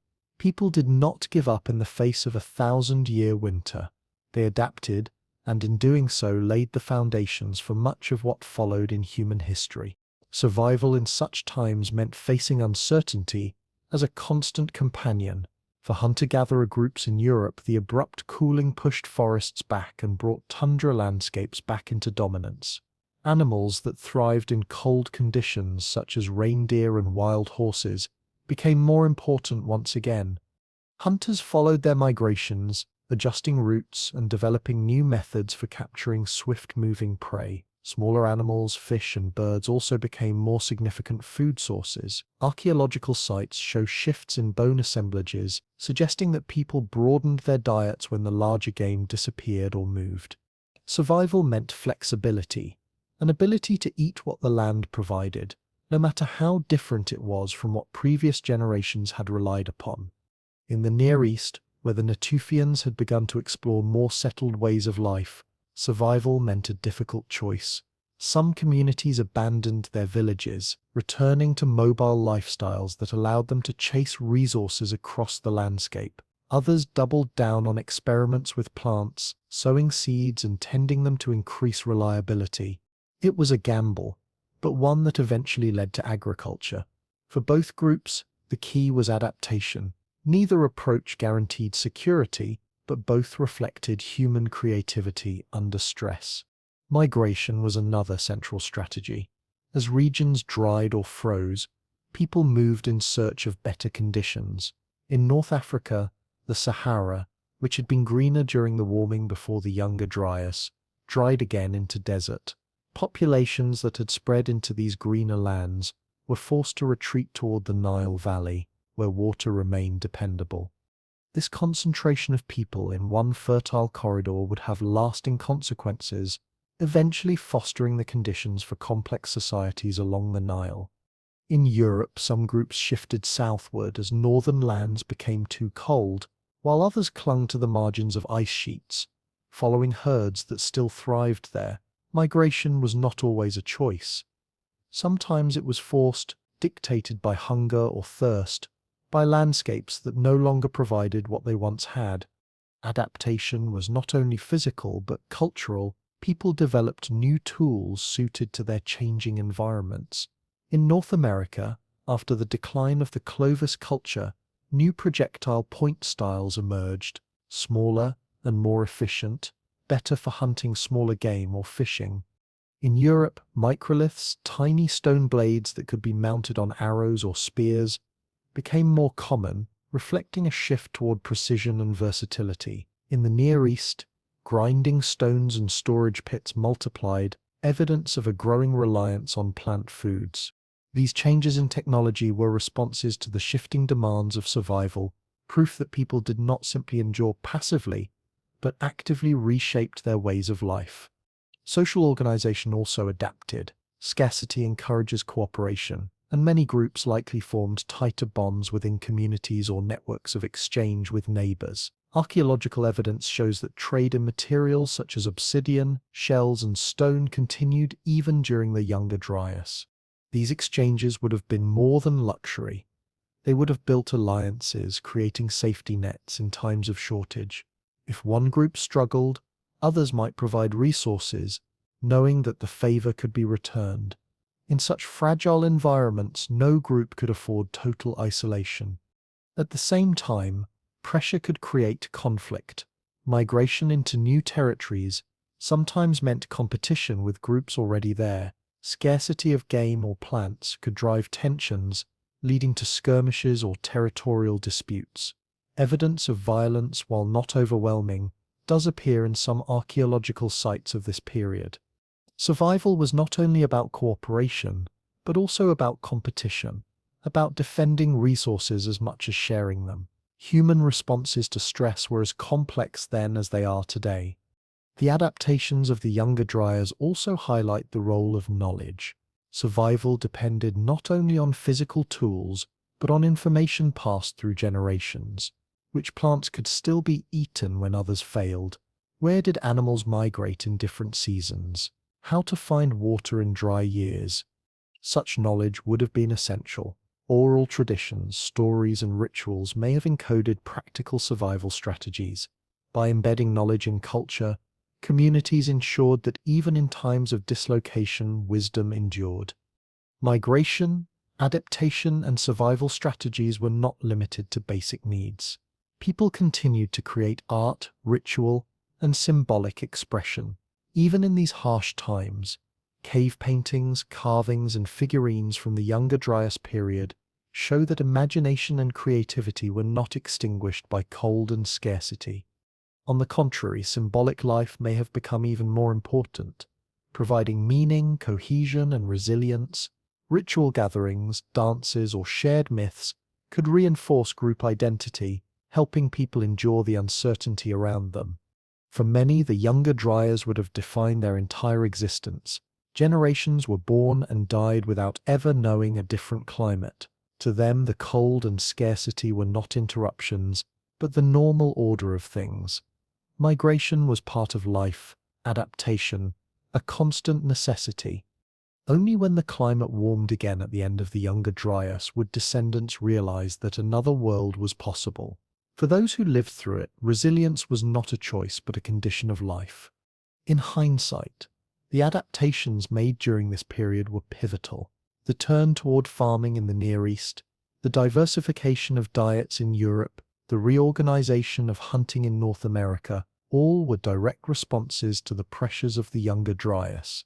These adaptations set the stage for the Holocene, when warmth returned and opportunities expanded. Without the survival strategies forged in the freeze, humanity might not have been ready to seize those opportunities. The story of survival, migration, and adaptation in the Younger Dryas is a reminder that humans have always been resilient. The challenges were immense: sudden cold, failing harvests, vanishing animals, floods, fires, and dust. Yet people responded not with collapse, but with innovation. They moved, they learned, they cooperated, and they endured. The fact that we are here today is proof of their success. And so, while the Younger Dryas froze rivers and shortened summers, while it forced people from their homes and reshaped their diets, it also sparked new ways of living. Migration created new networks. Adaptation created new tools. Survival created resilience. Out of crisis came transformation, and out of transformation came the beginnings of the world we know today. When the Younger Dryas ended more than 11,000 years ago, it left behind no written record. The people who lived through it did not carve its story into stone tablets or record it on scrolls. Their voices are silent to us in that sense. And yet human beings have always told stories, passing memories from one generation to the next. In oral traditions, events that shook entire communities often became myth, layered with symbols, shaped by retellings, but carrying the memory of something real. It is in these stories that we may glimpse how people remembered the Great Freeze, the fires, the floods, and the sudden return of warmth. One of the most common themes in mythologies around the world is the flood. From Mesopotamia to India, from the Americas to Oceania, cultures tell of waters rising, of deluges that destroyed lands, of survivors clinging to rafts or mountain tops. These stories echo the catastrophic floods that accompanied the melting of the ice sheets, the breaking of glacial dams, and the rise of seas as the Younger Dryas ended. To those who saw valleys swallowed by water or coasts drowned beneath rising seas, the experience must have been overwhelming. The memory of such events, retold for generations, may have evolved into the flood myths that became cornerstones of later cultures. Fire, too, appears in many traditions. Myths of fire from the sky, of worlds consumed by flame, of punishment and renewal through burning can be found across continents. If the Younger Dryas truly began with widespread firestorms, whether sparked by comet fragments or by tinder-dry forests in a changing climate, then it is easy to see how survivors would tell stories of skies filled with flame. To explain such terror, they may have framed it as divine punishment, as the anger of gods, or as a cosmic event beyond human control.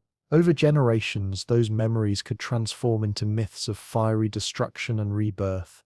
Cold itself also left its imprint. In the northern latitudes, many traditions speak of endless winters, of times when the sun weakened, of worlds locked in ice. Norse mythology.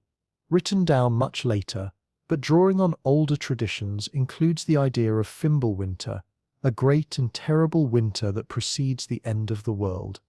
While it is impossible to draw a direct line from the Younger Dryas to such myths, the echoes are striking. For people who endured centuries of bitter cold, the idea of a long, punishing winter would have been deeply ingrained, retold until it became part of cultural memory. In North America, indigenous traditions include stories of great animals that once walked the land but are now gone, tales of giant beasts. Some feared, some revered, may preserve memories of mammoths, mastodons, and other megafauna that vanished around the time of the Younger Dryas. To later generations, the bones of these animals found in the ground would have confirmed the stories, creating a link between lived memory and the physical world. The extinction of these creatures was not just a biological event, it was a cultural one, leaving marks in stories that lasted long after the animals themselves were gone. Legends are not literal records. They change with each telling, shaped by the needs and imaginations of those who pass them on. But at their core, many reflect real experiences: catastrophic floods, devastating fires, long winters, and the disappearance of familiar animals. When archaeologists and anthropologists compare myths with geological and climatic records, they often find surprising parallels. Oral traditions that seem fantastic on the surface may preserve kernels of truth, fragments of memory stretching back thousands of years. For the people of the Younger Dryas, myth would have been more than entertainment. It was a way of explaining the inexplicable, of making sense of chaos. Why had the warmth disappeared? Why did the animals vanish? Why did the waters rise? Myth gave answers when none could be found in nature alone.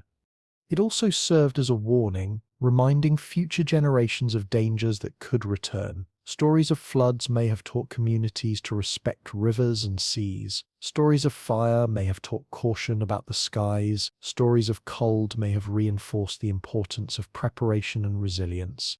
Even today, we can feel the resonance of these myths. The biblical story of Noah's flood, the Mesopotamian tale of Utnapishtim, the Hindu legend of Manu, the Hopi stories of previous worlds destroyed, all carry themes of destruction and survival, of humanity tested by natural forces beyond its control. While these stories were shaped by many influences, it is hard not to see in them reflections of ancient experiences like those of the Younger Dryas. The universality of flood myths in particular suggests that many different peoples in many different places endured real floods that left such deep impressions they became timeless stories.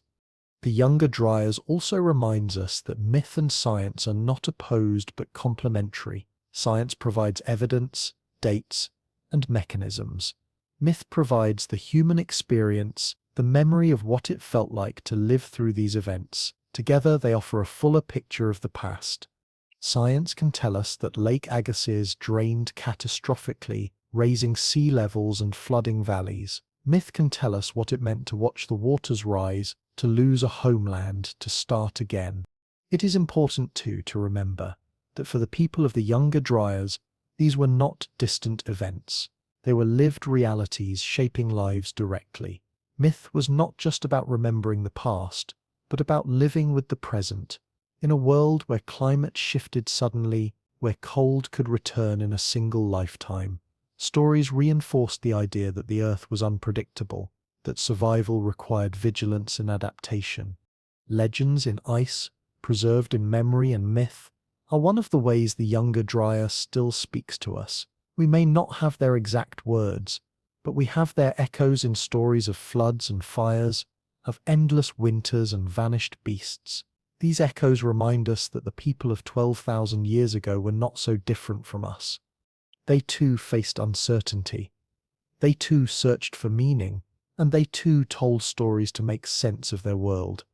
And so, as the Younger Dryas tested humanity with cold, drought, flood, and fire, it also gave rise to legends. Legends that endured long after the ice retreated, carried forward by voices around campfires, by parents teaching children, by elders reminding communities of what had come before. Legends that still whisper to us today when we hear stories of worlds destroyed and remade. For more than 1,000 years, the Earth was locked in the grip of the Younger Dryas. Winters were longer and harsher than before. Summers were shorter and less predictable. Rainfall patterns had shifted, and people across continents had adapted to a world of scarcity. Generations had grown up, never knowing anything else.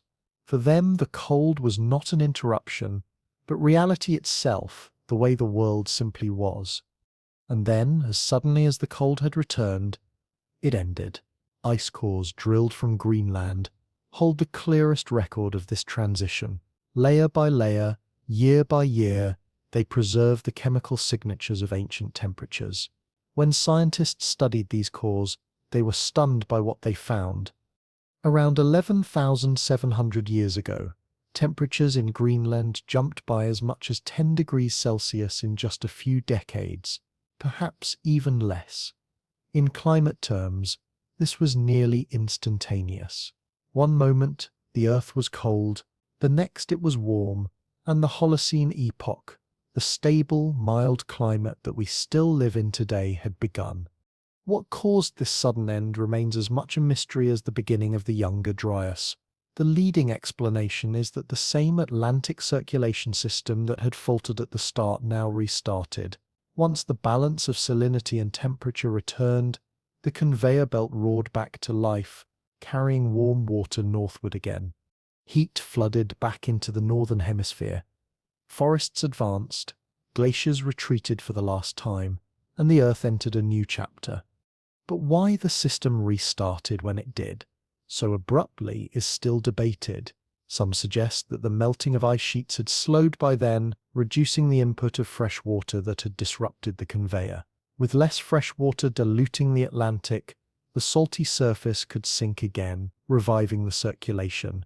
Others propose that the climate system reached a tipping point, a threshold beyond which stability could no longer be maintained, and so it flipped rapidly to a new state. In this view, the Younger Dryas was not so much ended by a single cause as by the inherent instability of the system itself. Whatever the mechanism, the effect was dramatic. Forests spread across Europe in just a few centuries. Grasses gave way to trees, and tundra retreated northward. Animals responded in kind, with herds of reindeer moving farther north and species like red deer and wild boar expanding into new habitats. Rivers flowed more steadily again as rains returned, lakes refilled, and ecosystems regained productivity. Where once there had been scarcity, there was abundance once more. For humans, the sudden warming was transformative. Communities that had been mobile, constantly searching for food, now found stability returning. Plants grew more reliably, animals became more predictable, and resources concentrated in particular regions. For the Natufians and their descendants in the Fertile Crescent, this meant that the experiments with cultivation begun under stress could now flourish. Grains that had been unreliable during the Younger Dryas ripened consistently in the warmer Holocene. Villages expanded, and true farming societies emerged. Within a few thousand years, cities would rise on these foundations. In Europe, hunter-gatherers expanded into the forests, developing new ways of life in landscapes transformed by trees. Fishing and gathering became increasingly important as rivers and lakes filled with life. In North America, cultures adapted to changing animal populations as mammoths and mastodons disappeared forever, while deer, elk, and bison became staples of survival. Everywhere, the end of the Younger Dryas was a rebirth, a chance to remake lives around abundance rather than scarcity. But the suddenness of the change must have been disorienting. Imagine growing up in a world where summers were brief, winters unrelenting, and food uncertain, only to see in your lifetime a new climate emerge, forests appearing where none had been before, rivers flowing stronger, animals returning. It would have felt like the earth itself was alive, changing moods overnight. For those who had heard stories of endless cold, it must have seemed miraculous, a world restored after centuries of hardship. The timing of this warming is significant. The Holocene, which began with the end of the Younger Dryas, provided the stability that allowed agriculture, civilization, and eventually history as we know it to develop. Without this stability, human societies might have remained mobile for much longer, unable to build the surpluses necessary for cities and states. The sudden end of the Younger Dryas, then, was not just a climate event, it was the threshold between prehistory and history, between survival and civilization. Geological records show how abrupt the transformation was. Pollen cores from lakes across Europe and the Middle East record the rapid spread of trees such as oak, elm, and hazel, replacing grasses and shrubs in a matter of centuries. In some regions, the change appears almost instantaneous, as though the landscape had been repainted. Sediments show shifts in erosion and deposition as rainfall patterns stabilized. Ice cores from Antarctica also show changes, though more gradual, indicating that the effects were global, but felt most sharply in the northern hemisphere. This sudden return to warmth has also raised questions about resilience. If the Earth's climate could flip so abruptly once, could it do so again? Modern concerns about the weakening of the Atlantic circulation echo the Younger Dryas, with scientists warning that disruptions in ocean currents could cause sudden shifts. While the exact circumstances are different today, the lesson remains: the climate system is capable of rapid change, and humans must be prepared for surprises. For the people who lived through it, however, the focus would not have been on mechanisms or predictions, but on the lived experience of abundance returning, springs flowing again, animals multiplying, plants flourishing. For them, it was not a scientific puzzle, but a gift, an opening of possibilities. They may have explained it through myth, through stories of gods relenting or worlds reborn. Whatever the explanations, the practical reality was that life became easier, survival less precarious. The end of the Younger Dryas also left a permanent mark on memory. Just as myths of floods and fire may recall its onset, myths of rebirth and renewal may echo its end. Stories of golden ages, of worlds restored after catastrophe, may be distant memories of this sudden warming. It was not only a change in climate, but a change in the human imagination. After 1,000 years of hardship, people could imagine abundance again, could build futures not only around survival, but around growth. And so the Younger Dryas ended not with a slow fade, but with a sharp break. One world vanished, another began. The cold retreated, the warmth surged, and humanity stepped into a new era. For scientists today, this transition remains a fascinating mystery, a case study in abrupt climate change. For the people of 12,000 years ago, it was the turning of the Earth's page, the moment when the hardships of generations gave way to the opportunities of a new world. When the Younger Dryas came to its abrupt end, the change was not simply a shift in temperature charts or rainfall maps. It was a reawakening of the Earth itself, a transformation visible in every landscape, audible in every forest, and felt in every community of people who lived through it. For over 1,000 years, the world had been cold and hesitant, its ecosystems constrained, its abundance limited. Then, almost overnight in geological terms, life surged forward again. The Holocene had begun, and the world that we recognize today started to take shape. The evidence for this reawakening is written in pollen grains preserved in lake sediments. Scientists studying cores taken from across Europe, the Middle East, and Asia see the same story repeated: grasses and shrubs replaced by trees, barren tundra, giving way to dense forests. In some places, oak and hazel spread so rapidly that within a few generations, landscapes that had been open and treeless became shaded woodlands. For animals, this meant new habitats, new feeding grounds, and new migration routes. Reindeer retreated to the far north, while deer, wild boar, and other forest dwellers flourished in the newly formed woodlands. Rivers and lakes also responded. With rainfall stabilizing and glaciers retreating, water systems regained their vigor. Seasonal floods once again nourished floodplains, creating fertile soils that encouraged plants to grow in abundance. Fish populations rebounded in rivers, providing a reliable source of protein for human communities. Wetlands expanded, supporting birds and small game. The natural world was not just recovering, it was booming, reshaping itself with a vitality unseen for thousands of years. For humans, the reawakening meant opportunity. Communities that had scraped by during the cold now found themselves surrounded by abundance. In Europe, hunter-gatherers adapted quickly to the spread of forests. They developed new technologies to hunt forest animals, trap birds, and catch fish. They collected nuts, berries, and fruits that grew in the woodlands, supplementing their diets with a variety that had been impossible in the tundra.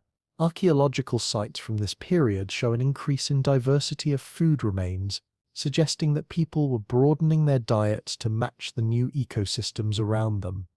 In the Fertile Crescent, the reawakening accelerated the shift to farming. The wild cereals that the Natufians had begun to experiment with during the Younger Dryas now grew more consistently in the warmer climate. Villages expanded, storage facilities became larger, and the first truly domesticated crops appeared. With them came the domestication of animals such as goats and sheep, creating a more reliable and controllable food supply.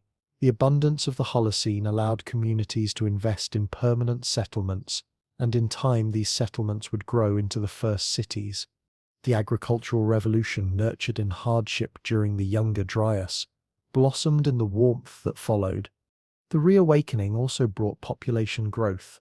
With more food available, human groups expanded in number and size. Settlements became larger, more permanent and more complex. Archaeological evidence shows increasing signs of social differentiation, with some individuals buried with more goods than others, suggesting the beginnings of social hierarchies. Trade networks expanded too, carrying obsidian, shells, and other goods over long distances. As the natural world reawakened, so too did human society, entering a new phase of complexity and ambition. But the reawakening was not uniform everywhere. In some regions, the warming created deserts rather than abundance. Parts of North Africa that had been semi-arid during the Younger Dryas briefly bloomed into grasslands and lakes, attracting human groups. But as the Holocene progressed, these areas dried once again, forcing new migrations and adaptations. In other places, rising seas swallowed coastlines. Communities that had lived along Ice Age shores saw their homes vanish beneath the waves as glaciers melted, and oceans rose by tens of meters. For them, the reawakening of the earth carried both gifts and losses. What is remarkable is how quickly humans responded. Rising seas did not wipe out communities. They moved. Expanding forests did not trap people. They adapted their hunting strategies. Droughts in some regions did not cause collapse. They encouraged innovation, such as irrigation in the centuries that followed. The Younger Dryas had trained humanity in resilience, and the Holocene allowed that resilience to flower into creativity. Culturally, the reawakening may have inspired new myths and symbols. After generations of cold, the return of warmth must have felt miraculous. It is not hard to imagine stories of gods or spirits who had relented, of worlds reborn, of golden ages following hardship. Just as myths of floods and fire may echo the onset of the Younger Dryas, myths of rebirth and renewal may reflect its end. The idea of paradise regained, of gardens of abundance, may have roots in the real experience of watching the world reawaken. The reawakening was not only ecological and cultural, but geological. As ice sheets melted, the weight pressing down on continents lifted. Land that had been depressed by kilometers of ice began to rebound, slowly rising over centuries. Shorelines shifted, not just from rising seas, but from the land itself moving. Earthquakes and volcanic eruptions became more common in some regions as the crust adjusted. The Earth was alive in every sense, reshaping itself in response to the end of the Ice Age. For the people living through it, the changes must have been astonishing. A child born in the last centuries of the Younger Dryas could, by the end of their life, see landscapes utterly transformed. Valleys filled with trees that had not been there in their youth, rivers flowing where once there had been only dry beds, animals appearing in numbers unimaginable a generation before. The pace of change was so rapid that it would have been obvious, visible, undeniable. The world was not only alive, it was reawakening before their eyes. The Holocene reawakening also set the stage for migration on a global scale.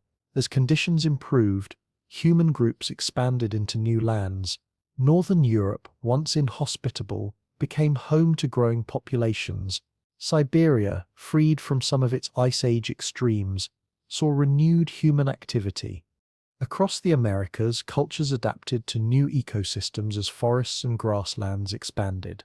Australia's landscape shifted as well, with Aboriginal peoples continuing to adapt their traditions to changing conditions. The reawakening of the Earth was a global phenomenon, touching every continent and shaping every society. Looking back, it is tempting to see the end of the Younger Dryas and the beginning of the Holocene as the true dawn of humanity as we know it. It was in this period that agriculture took hold, that villages grew into towns, that trade expanded across continents, and that cultural complexity deepened. The reawakening was not just nature's recovery, but humanity's transformation. The stable climate of the Holocene provided the foundation upon which all later civilizations were built. Without it, history as we know it might never have unfolded. The sudden end of the Younger Dryas was a shock, but it was also an opening. The Earth had turned a page, and with it humanity stepped into a new era. The reawakening that followed was not simply about survival, it was about flourishing, about using abundance to build new ways of living, about turning resilience into innovation. The world had changed and humanity changed with it. As the Younger Dryas gave way to warmth and the Holocene began, something remarkable took root. For countless generations, humans had lived as hunter-gatherers, adapting to shifting landscapes, chasing herds, and collecting the foods that the environment offered. The brief window of stability before the Younger Dryas had allowed the Natufians to begin experimenting with settled life. But the sudden return of cold had disrupted those efforts, forcing many to scatter again. When warmth returned, however, the conditions were different. This time the abundance lasted, the climate stabilized, and the experiments that had begun in desperation became the foundation of something new. It was here in this transition that the seeds of civilization were sown. The key was reliability. During the Younger Dryas, wild cereals had withered, animals had vanished from traditional hunting grounds, and rivers had dried or frozen unpredictably. But in the early Holocene, the patterns returned to something much steadier. Rains fell more regularly, plants ripened on time, and animals followed predictable cycles. For humans, this meant they could finally trust the land to provide. That trust changed everything. When people could depend on the natural world, they could plan ahead. They could plant seeds with the expectation that harvest would come. They could store food knowing that seasons would bring more. They could invest in permanent homes, knowing they would not have to abandon them every few years. In the Fertile Crescent, the transformation was dramatic. The wild ancestors of wheat and barley grew thickly in the valleys and hills, and human hands had already learned to harvest them. Now, with stability, those hands began to shape the plants themselves. People selected seeds from the largest, most resilient stalks. Over generations, the plants changed. Their seeds grew bigger, their stalks less likely to shatter, making them easier to gather and more dependent on human cultivation. This was domestication, and it marked one of the most profound changes in human history. What had begun as gathering turned into farming. Alongside plants came animals. Goats and sheep, once hunted, were brought into closer contact with humans. Some were penned, bred, and eventually tamed. Over time, they became domesticated, providing not only meat, but also milk, hides, and wool. Dogs, already companions for hunting, grew even closer to human life, serving as protectors and helpers in this new way of living. Later, cattle and pigs joined the growing list of domesticated species. With plants and animals under their care, humans were no longer entirely at the mercy of wild ecosystems. They had begun to create their own. Permanent settlements followed. Villages grew larger, their houses more substantial. In places like Jericho, one of the world's oldest continuously occupied sites, archaeologists have uncovered stone towers and walls dating back to this time. These were not temporary shelters, but structures that required collective effort, suggesting a new level of organization and cooperation.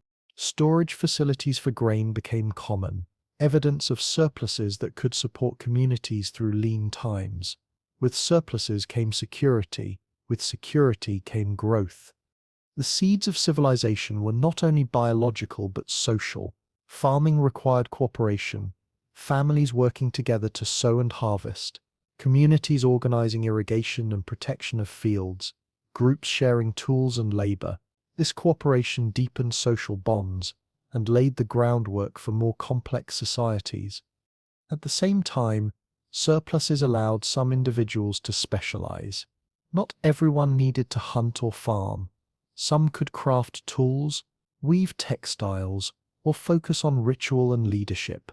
The beginnings of social differentiation appear in burials, where some individuals were interred with more goods than others. Hierarchies, however modest, were emerging.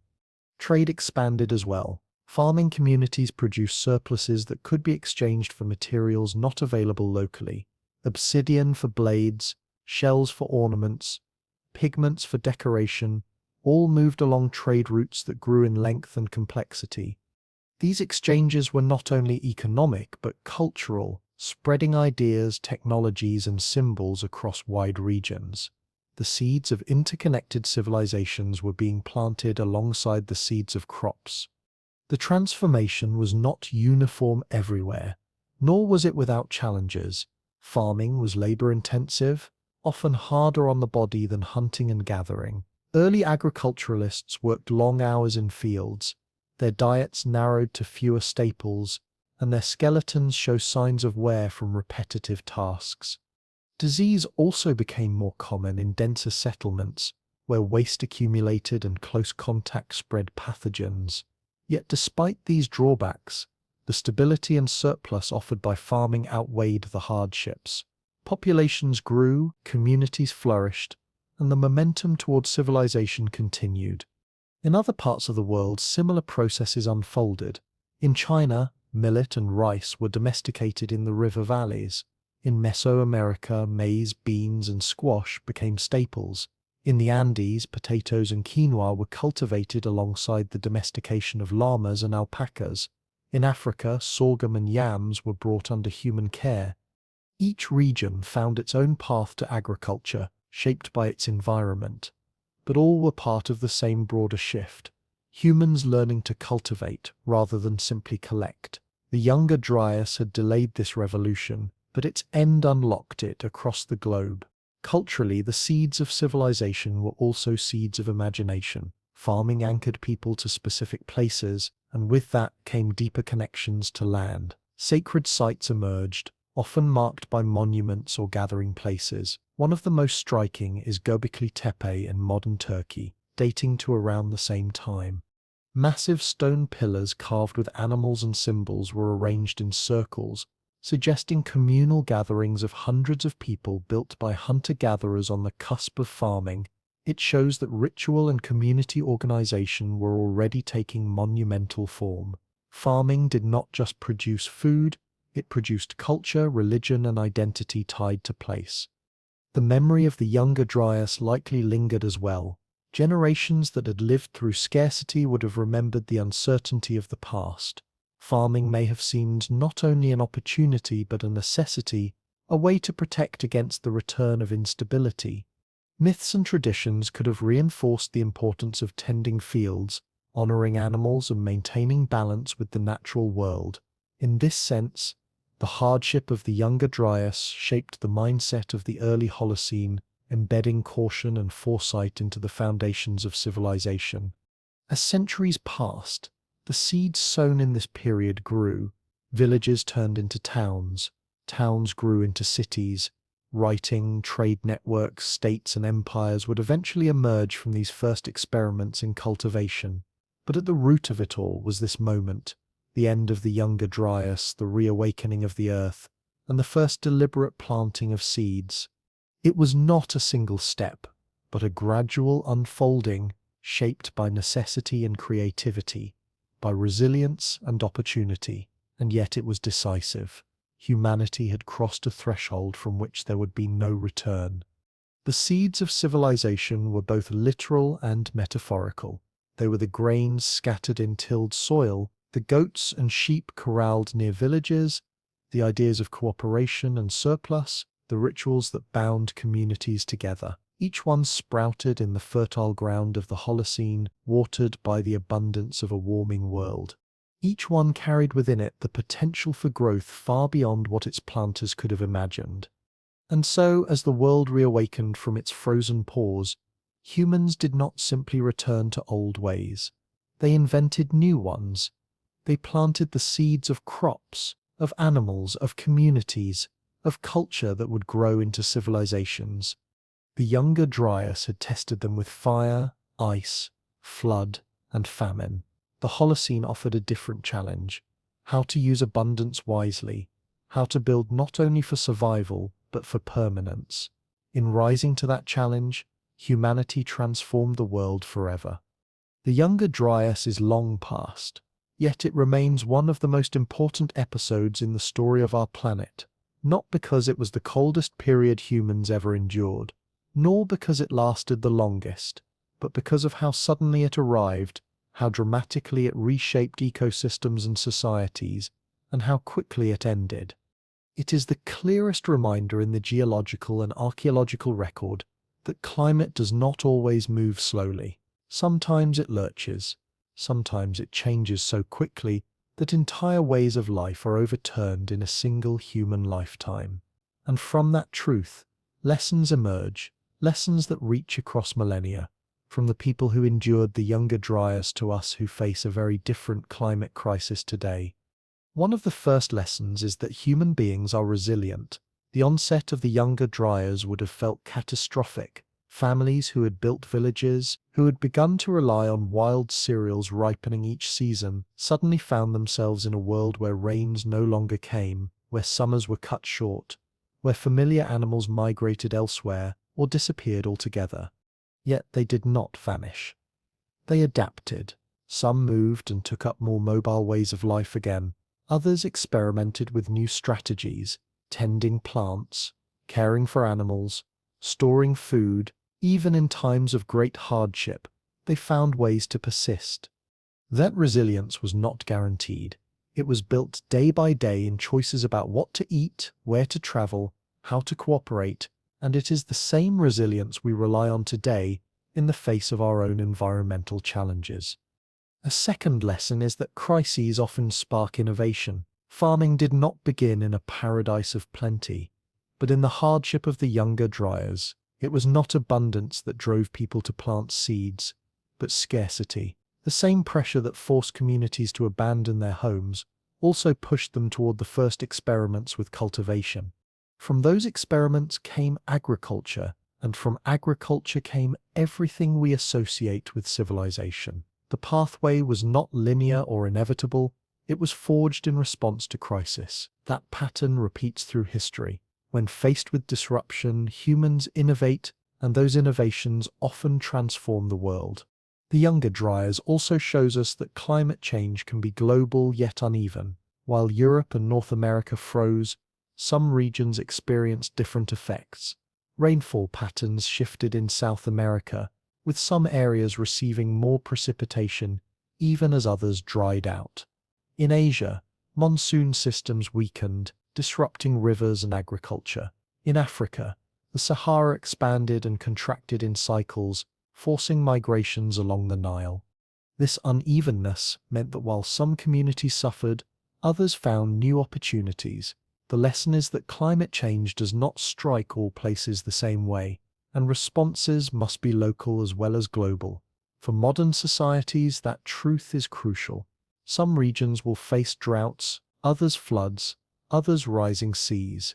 There will be no single solution. Adaptation must be as diverse as the challenges. Another lesson lies in the sensitivity of Earth's climate system. The Younger Dryas may have been triggered by something as simple as fresh water flowing into the North Atlantic. That single disruption was enough to stall the great conveyor belt of ocean currents and plunge the Northern Hemisphere back into Ice Age conditions. The event reminds us that the climate is not a static background, but a living system with tipping points and thresholds. Push it too far in one direction, and it can flip to another state entirely. For scientists today, this is a warning. The modern climate, warmed by greenhouse gases, may also have tipping points, moments where gradual change gives way to abrupt shifts. The melting of Greenland's ice, the thawing of permafrost, the dieback of rainforests, each could set off chain reactions with global consequences. The Younger Dryas also teaches the importance of memory.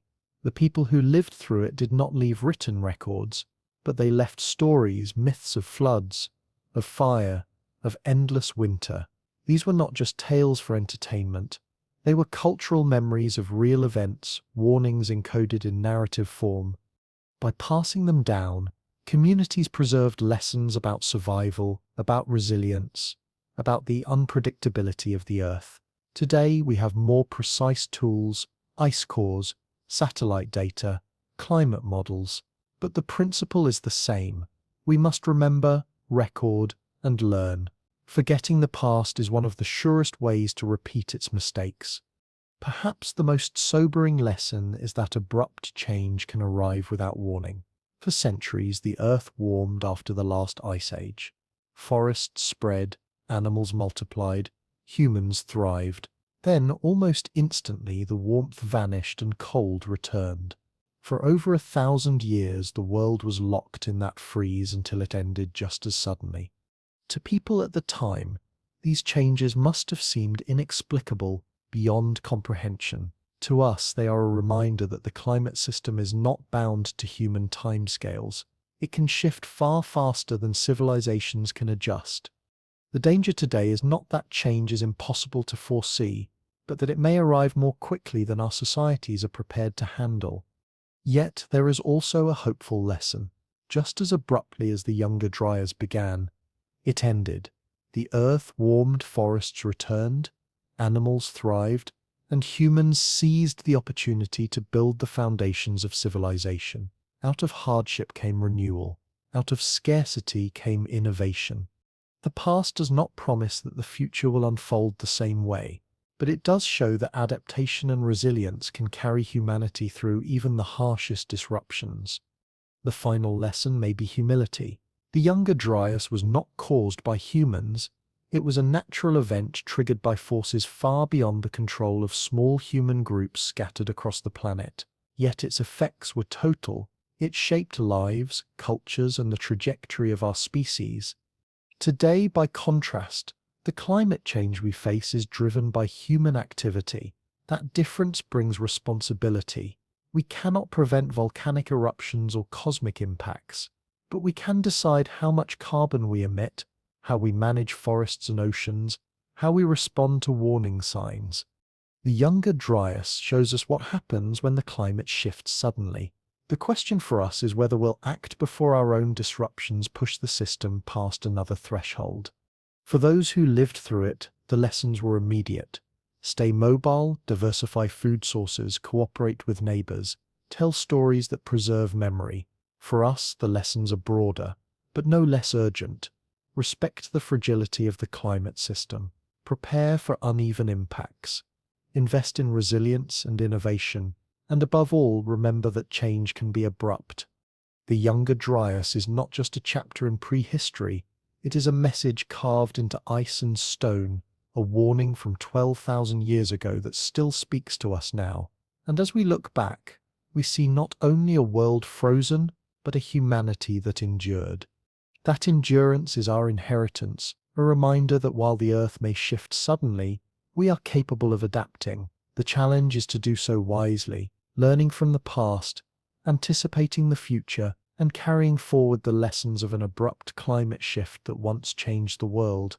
The Younger Dryas is a story of disruption, resilience, and transformation, but it is also a story about rhythm. The Earth has never been still.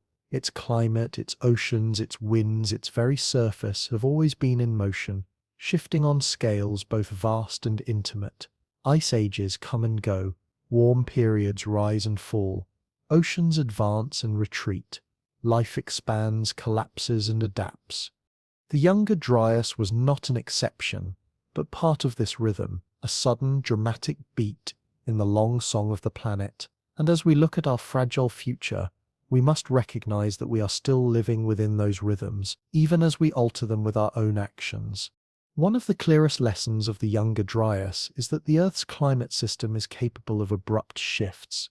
For more than 1,000 years, the world was locked into cold, and then within the span of a single lifetime, it shifted into warmth. That suddenness is both humbling and alarming. It reminds us that stability is not guaranteed, that even small disruptions can trigger massive responses, and that the comfort we feel in a stable climate is a temporary gift. Our modern world, with its cities, its global trade, and its billions of people, is built on that gift. The relatively stable Holocene that began when the Younger Dryas ended. But just as suddenly as stability arrived 12,000 years ago, it could be shaken again. Today, the forces of disruption are not only natural, but human.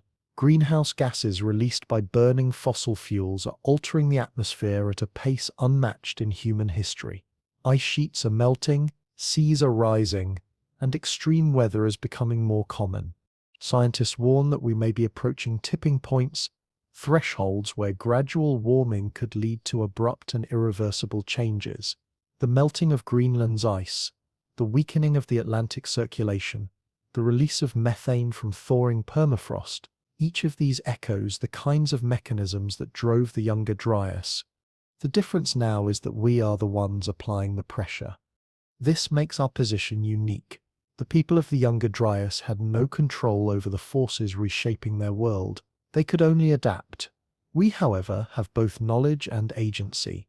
We can measure greenhouse gases, model future climates, and understand the consequences of our actions. That gives us responsibility. The fragility of our future lies not only in the power of natural rhythms, but in the choices we make about whether to accelerate them or to slow them, whether to prepare or to ignore. Yet fragility does not mean helplessness. If the Younger Dryas showed anything, it is that humans are capable of remarkable adaptation. People endured cold, drought, flood, fire, and scarcity. They moved, innovated, and survived. They learned to plant seeds and domesticate animals, to trade and cooperate, to tell stories that carried knowledge forward. Out of hardship came farming, and out of farming came civilization. That resilience is still part of us. The question is whether we can channel it before crises become catastrophes, whether we can adapt not reactively after disaster strikes, but proactively preparing for what we know is coming. There is also a deeper lesson in humility. The Earth's rhythms are vast, stretching across millennia. Our lives are short in comparison. The Younger Dryas teaches us that entire civilizations can rise and fall within a single climatic shift, that what feels eternal to us is temporary to the planet. Rivers move, forests shift, coasts vanish, animals disappear. These rhythms are natural, and we are part of them.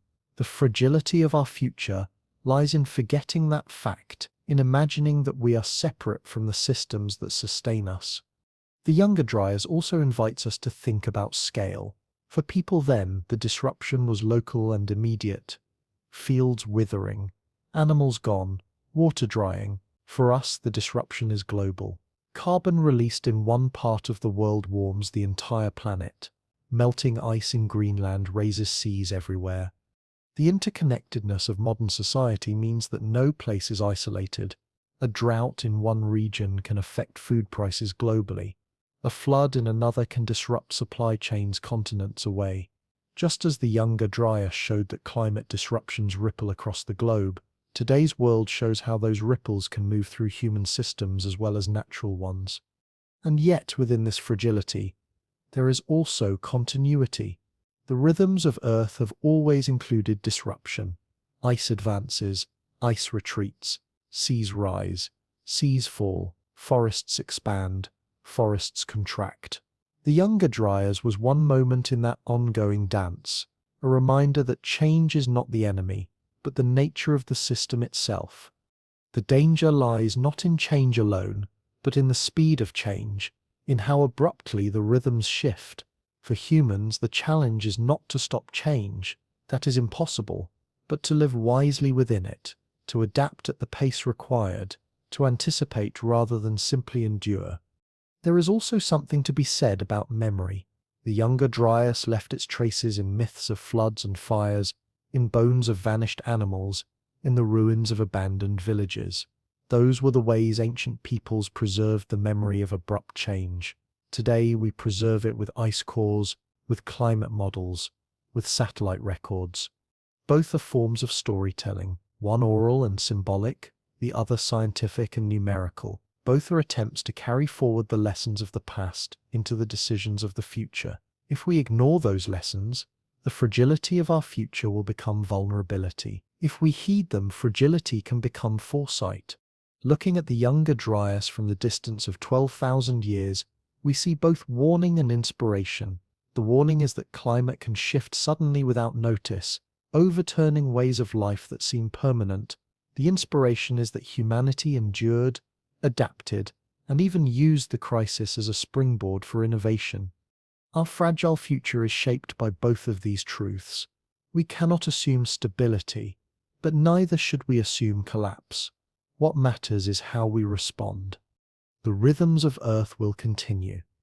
Ice sheets will wax and wane, seas will rise and fall, forests will spread and retreat.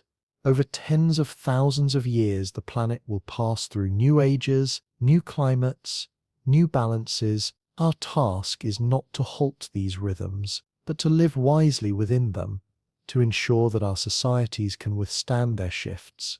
The fragility of our future lies not in the rhythms themselves, but in how unprepared we may be to live in harmony with them. And so, as we look ahead, the Younger Dryas stands as both mirror and message. It shows us what abrupt change looks like. It shows us how people adapt when survival is on the line. It shows us that innovation often comes from hardship. And it shows us that the rhythms of Earth are powerful, unstoppable, and indifferent to human wishes. Our fragile future lies in recognizing that truth and acting accordingly, not with despair, but with resilience, humility, and foresight. The story of the Younger Dryas is not just ancient history, it is a reminder written in ice, soil, myth, and memory. A reminder that the Earth does not move at our pace, but at its own. That change can be sudden, and that survival depends on adaptation. 12,000 years ago, people faced a world transformed overnight. They endured, and in enduring, they set the stage for civilization itself. Today we face our own transformations, driven this time by ourselves. The rhythms of the Earth continue, and our task is clear: to remember, to prepare, and to act wisely within the fragile balance of our future. The story of the Younger Dryas reveals something profound about the nature of time itself. For most of us, change feels gradual, seasons shifting slowly, landscapes evolving over lifetimes, civilizations rising and falling across centuries. But the Younger Dryas reminds us that the Earth operates on different temporal scales, that what feels permanent to us can vanish in the span of a single generation. This temporal mismatch between human perception and planetary rhythm lies at the heart of our modern climate challenge. We evolved to respond to immediate threats: the approaching storm, the failing harvest, the encroaching flood. But the changes we face today unfold across decades and centuries, too slow to trigger our instinctive responses, yet too fast for comfortable adaptation. The people of the Younger Dryas had no such luxury of gradual change. For them, the world shifted with the speed of personal experience. A child born into warming forests might reach adulthood in a landscape of tundra and ice. The adjustment was not philosophical but visceral, not theoretical but life or death.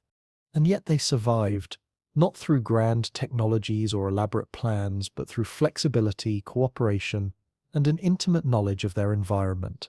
They read the signs in animal behavior, in plant growth, in the color of the sky. They shared resources across networks that spanned hundreds of miles. They adapted their tools, their diets, their entire ways of life to match the changing world around them.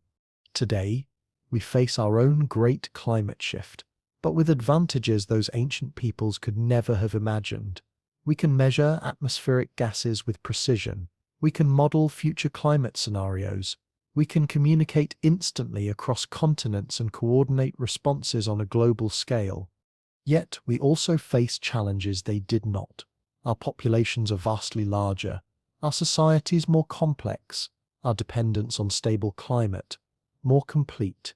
The hunter-gatherers of the Younger Dryas could move when conditions changed, but modern cities cannot simply relocate when seas rise or droughts persist. The agricultural societies that emerged from the Younger Dryas were built around local resources and seasonal rhythms. Today's global economy depends on reliable weather patterns across multiple continents, on steady monsoons in Asia, stable temperatures in grain-growing regions, predictable ice-free seasons for shipping routes. This complexity makes us more vulnerable in some ways, but also more capable of response. The same global networks that spread climate impacts can also spread solutions. The same technologies that contributed to the problem can help us adapt to its consequences. The Younger Dryas also teaches us about the power of cumulative change.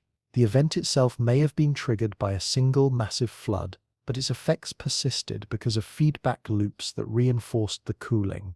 Ice reflected more sunlight, vegetation changed, dust filled the air, and each change amplified the others. Today we see similar feedback loops beginning to operate. Melting Arctic ice exposes darker ocean water that absorbs more heat. Thawing permafrost releases methane that warms the atmosphere further. Dying forests release stored carbon instead of absorbing it. These cascading effects mean that even if we slow our emissions, some changes may continue for decades or centuries. But the Younger Dryas also shows us that these systems can flip back. When the Atlantic circulation restarted, warmth returned with remarkable speed, ice retreated, forests advanced, and life flourished once again. The Earth's climate system, for all its complexity, has shown itself capable of both collapse and recovery. This gives us reason for both caution and hope. Caution because we cannot assume that the changes we are causing will remain gradual and manageable. The Younger Dryas proves that the climate can shift faster than human societies can easily adapt. Hope because even dramatic changes are not necessarily permanent, and human ingenuity has consistently found ways to thrive in challenging conditions. The archaeological record of the Younger Dryas is also a record of innovation. Faced with failing resources, people developed new hunting techniques, new ways of processing plants, new forms of social organization. The pressure of survival became the catalyst for creativity. Some of humanity's most important innovations, agriculture, animal domestication, permanent settlements, emerged directly from the challenges of the Younger Dryas. The crisis that could have ended human progress instead accelerated it, transforming scattered hunter-gatherer bands into the foundation of civilization. This pattern repeats throughout history. The Black Death of medieval Europe was followed by economic and cultural renaissance. The Dust Bowl of the 1930s led to revolutionary changes in agriculture and conservation. The environmental crises of the 1960s sparked the modern environmental movement.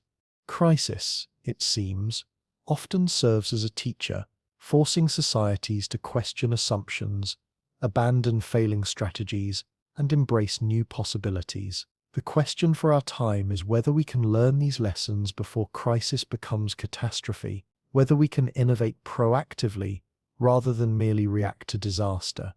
The Younger Dryas also illustrates the importance of diversity in survival strategies. Communities that relied on a single resource, whether mammoth hunting or wild grain gathering, were most vulnerable when conditions changed. Those that maintained multiple options for food, shelter, and livelihood proved more resilient. This lesson applies to modern societies as well. Cities that depend entirely on fossil fuels for energy are more vulnerable than those with diverse renewable sources. Agricultural regions that grow only one crop face greater risks than those that maintain genetic diversity. Economies built around single industries are more fragile than those with varied economic bases. The Younger Dryas teaches us that resilience comes not from building bigger walls against change, but from developing the flexibility to adapt when change inevitably comes. It comes from maintaining connections across distances, sharing knowledge and resources, preparing for multiple possible futures rather than betting everything on a single scenario. Perhaps most importantly, the Younger Dryas reminds us that human beings are not separate from nature but part of it. The people who lived through that thousand-year winter did not overcome the climate. They learned to live within it. They studied its patterns, respected its power, and found ways to thrive within its constraints. Modern industrial society often treats nature as something to be conquered, a set of resources to be extracted or obstacles to be overcome. But the Younger Dryas suggests a different relationship, one of partnership and adaptation, of learning to dance with forces far greater than ourselves. This does not mean passive acceptance of whatever changes may come. The people of the Younger Dryas were not passive. They actively shaped their environment through fire, through hunting, through the early stages of agriculture. But they did so within natural limits, working with ecological processes rather than against them. Today, we have the knowledge and tools to take this partnership much further. We can design cities that work with natural water cycles rather than fighting them. We can develop agriculture that enhances soil health rather than depleting it. We can create energy systems that harness the sun and wind rather than burning ancient carbon. The transition will not be easy, but the Younger Dryas proves that humans are capable of remarkable adaptations when the stakes are high enough. The question is whether we will begin that transition voluntarily or wait until circumstances force it upon us. The story of the Younger Dryas is ultimately a story about choices. When the climate shifted, communities had to choose between mobility and settlement, between old ways and new innovations, between competition and cooperation. The choices they made shaped not only their own survival, but the entire future trajectory of human civilization. We face similar choices today. We can choose to reduce emissions or continue burning fossil fuels. We can choose to protect natural ecosystems or continue destroying them. We can choose to prepare for climate impacts or pretend they will not affect us. We can choose to work together globally or retreat into narrow nationalism. The Younger Dryas reminds us that these choices matter, that small differences in response can lead to vastly different outcomes. The communities that adapted successfully to the cooling were those that made hard choices early, that invested in new strategies before the old ones completely failed.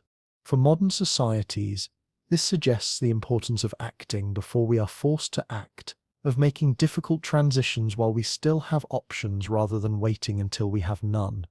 The human dimension of the Younger Dryas also offers perspective on our current anxieties about climate change. For people living through that thousand-year winter, uncertainty was a constant companion.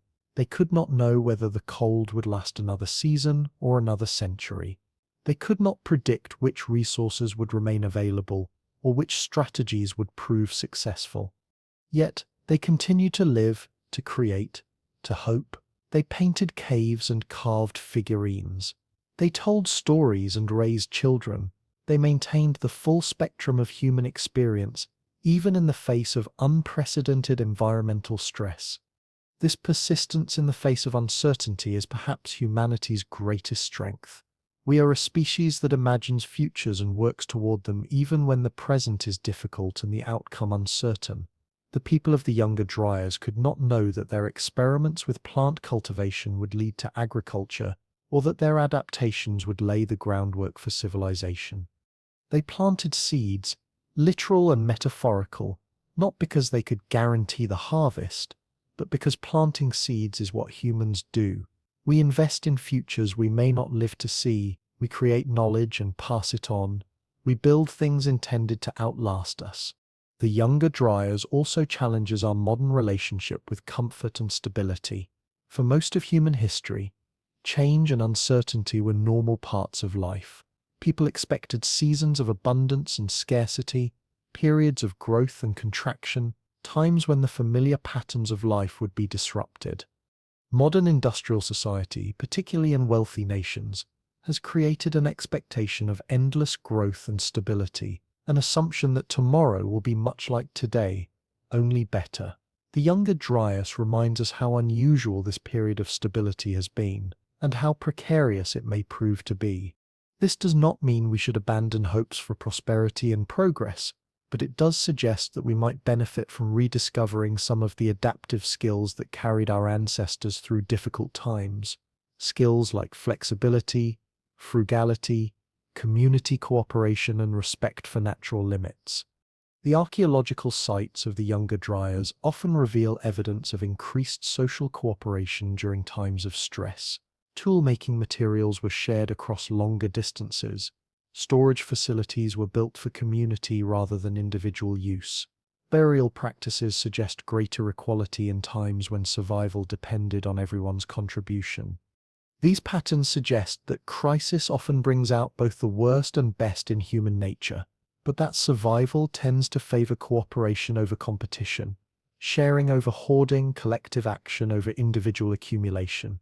For modern societies facing climate challenges, this suggests the importance of strengthening social bonds and community institutions, of building systems that can distribute resources fairly during difficult times, rather than allowing them to concentrate among the few.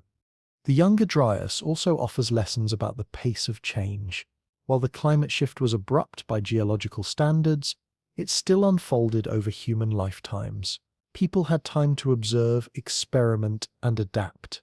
Communities that paid attention to early warning signs and began adapting before the full impact hit were more likely to survive. Today's climate change offers similar patterns. The overall trend is clear, and the ultimate impacts will be severe, but they are unfolding over decades rather than years. We have time to observe, experiment, and adapt if we choose to use that time wisely. The danger lies in what psychologists call creeping normalcy, the tendency to gradually adjust to worsening conditions rather than taking action to prevent them. Each year's new temperature record becomes the new normal. Each season's extreme weather becomes just the way things are now. The full scope of change becomes visible only when we step back and look at longer timescales. The people of the Younger Dryas did not have the luxury of written records to remind them of what normal weather used to be like, but they had oral traditions, stories that preserved memory of different times and conditions. These stories served as baselines against which to measure change, and as repositories of knowledge about how to respond. Today, our scientific records provide precise baselines for measuring change, but they are often abstract and technical, removed from daily experience. We may need to find new ways to make long-term trends visible and relevant to immediate decision-making, to translate scientific knowledge into cultural wisdom. The Younger Dryas also demonstrates the interconnectedness of environmental and social systems. Changes in climate led to changes in vegetation, which led to changes in animal populations, which led to changes in human society. Each shift rippled through the entire system, creating cascading effects that were often larger than the original trigger.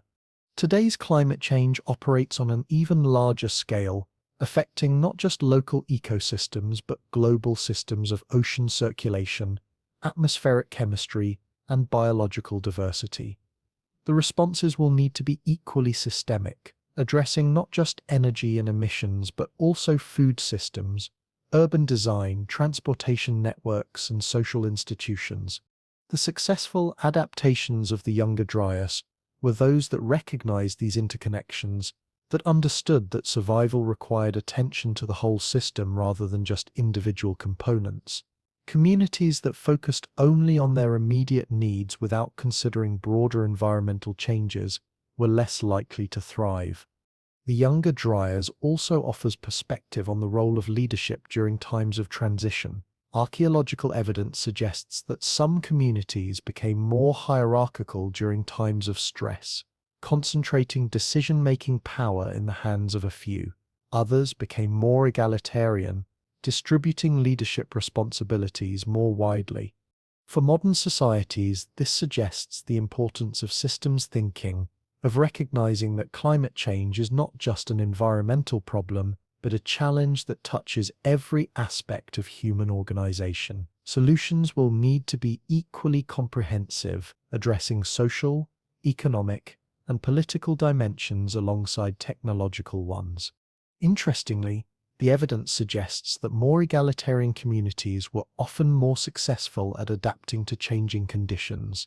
This may be because distributed leadership allowed for more experimentation, more diverse approaches to solving problems, more resilience when individual leaders failed.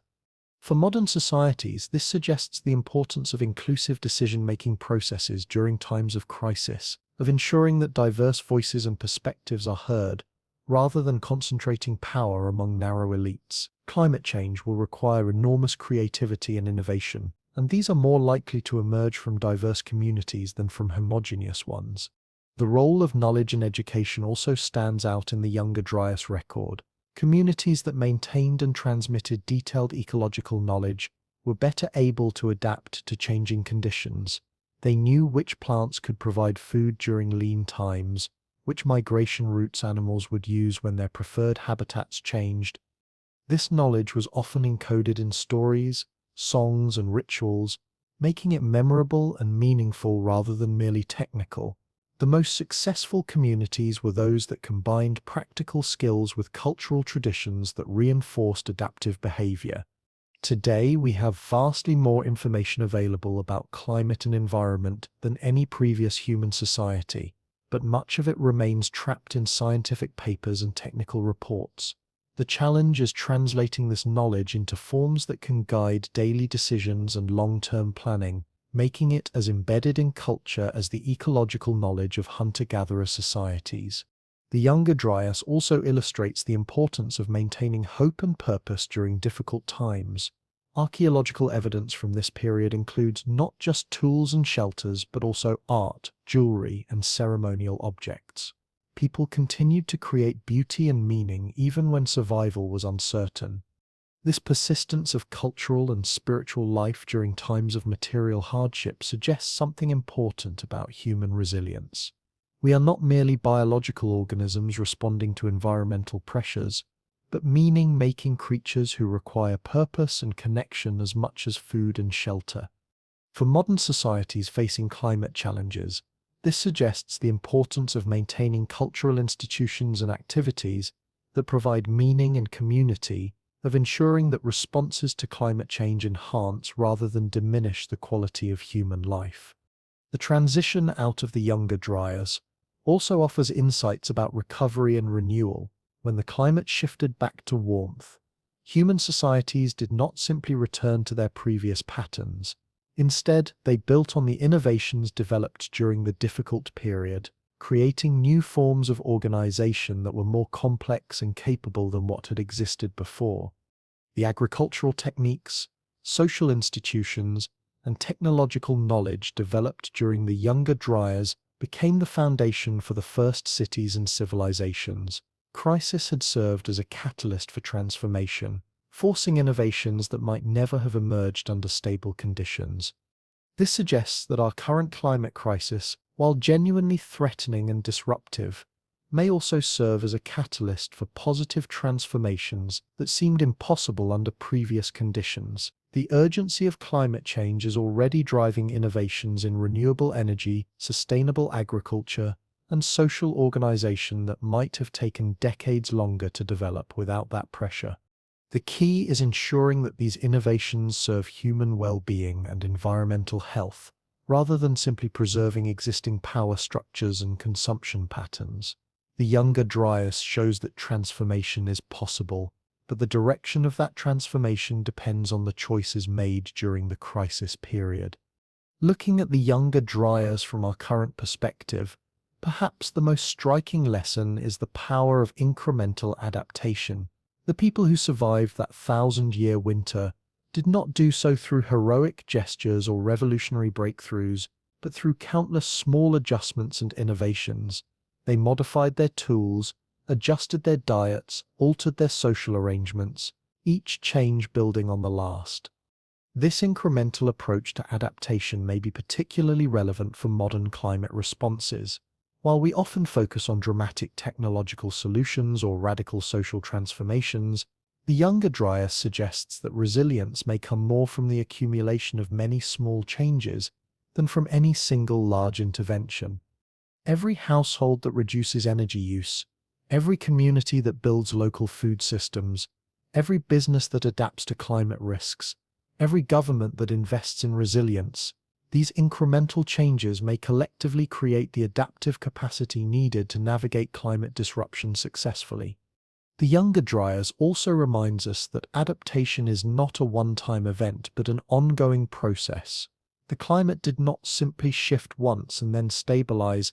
It fluctuated throughout the thousand-year period, requiring constant readjustment and refinement of survival strategies. Today's climate change will likely follow a similar pattern, not a smooth transition to a new stable state, but a period of ongoing variability and uncertainty requiring continuous adaptation. This suggests the importance of building adaptive capacity rather than just implementing specific solutions, developing systems and institutions that can continue learning and changing as conditions evolve. Perhaps most importantly, the Younger Dryas demonstrates that human beings are fundamentally adaptable creatures.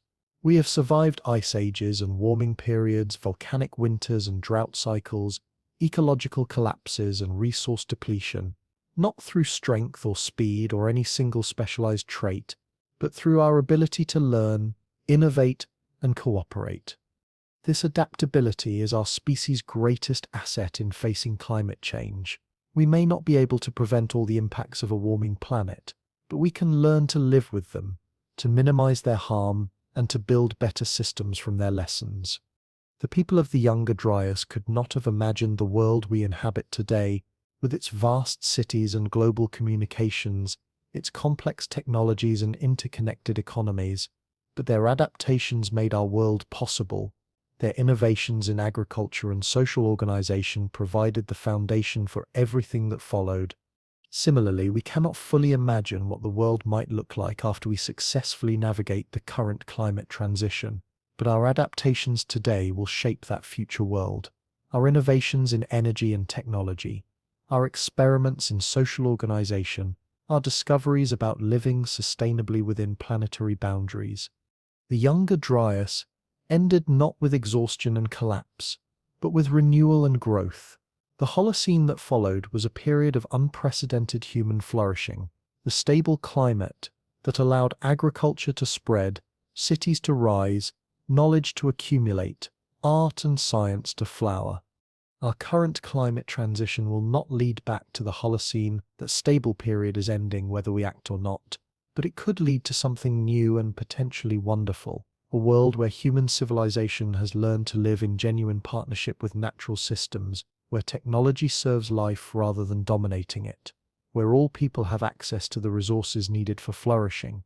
The path from here to there will not be easy, just as the path through the Younger Dryas was not easy for those who walked it, but the destination is worth the journey, and the journey itself may teach us things about ourselves and our relationship with the earth that we could learn no other way. Tonight, as we close this gentle exploration of one of Earth's most dramatic chapters, we're left with more than just the facts of ice and fire, more than dates and temperatures. We're left with a profound realization that the planet beneath our feet, this seemingly solid, dependable world, is actually alive with possibility and change. The Younger Dryas teaches us that stability is precious, that the climate we've known throughout recorded history is not a given, but a gift. It reminds us that humans have always been resilient, always capable of adapting, innovating, and finding ways forward even when the world itself seems to turn against them. As you drift off tonight, perhaps you'll think about those ancient people who watched forests retreat and return, who saw mammoths vanish into legend, who planted the first seeds of civilization in the ashes of crisis. They could not have imagined the world we've built from their innovations, just as we cannot fully imagine what future generations might build from ours. But they left us something precious, the knowledge that change, however sudden and dramatic, is survivable, that humanity's greatest strength lies not in controlling the Earth's rhythms, but in dancing with them, in finding harmony within the chaos, in writing our own small chapters in the vast ongoing story of this planet we call home. The Younger Dryas is over, but its lessons echo forward through time. In every choice we make about how to live with our changing climate, in every story we tell about resilience and adaptation, in every seed we plant, literal or metaphorical, for the future. The Earth will continue its ancient dance of change and renewal. Ice ages will come and go. Forests will advance and retreat. Species will evolve and adapt. Our role in that dance is still being written, our contribution to the story still unfolding. What kind of ancestors will we be? What innovations will emerge from our current challenges? What seeds are we planting now for harvests we may never see? These are the questions that connect us across time to those ancient people who survived the Younger Dryas, and to future generations who will inherit the world we leave behind.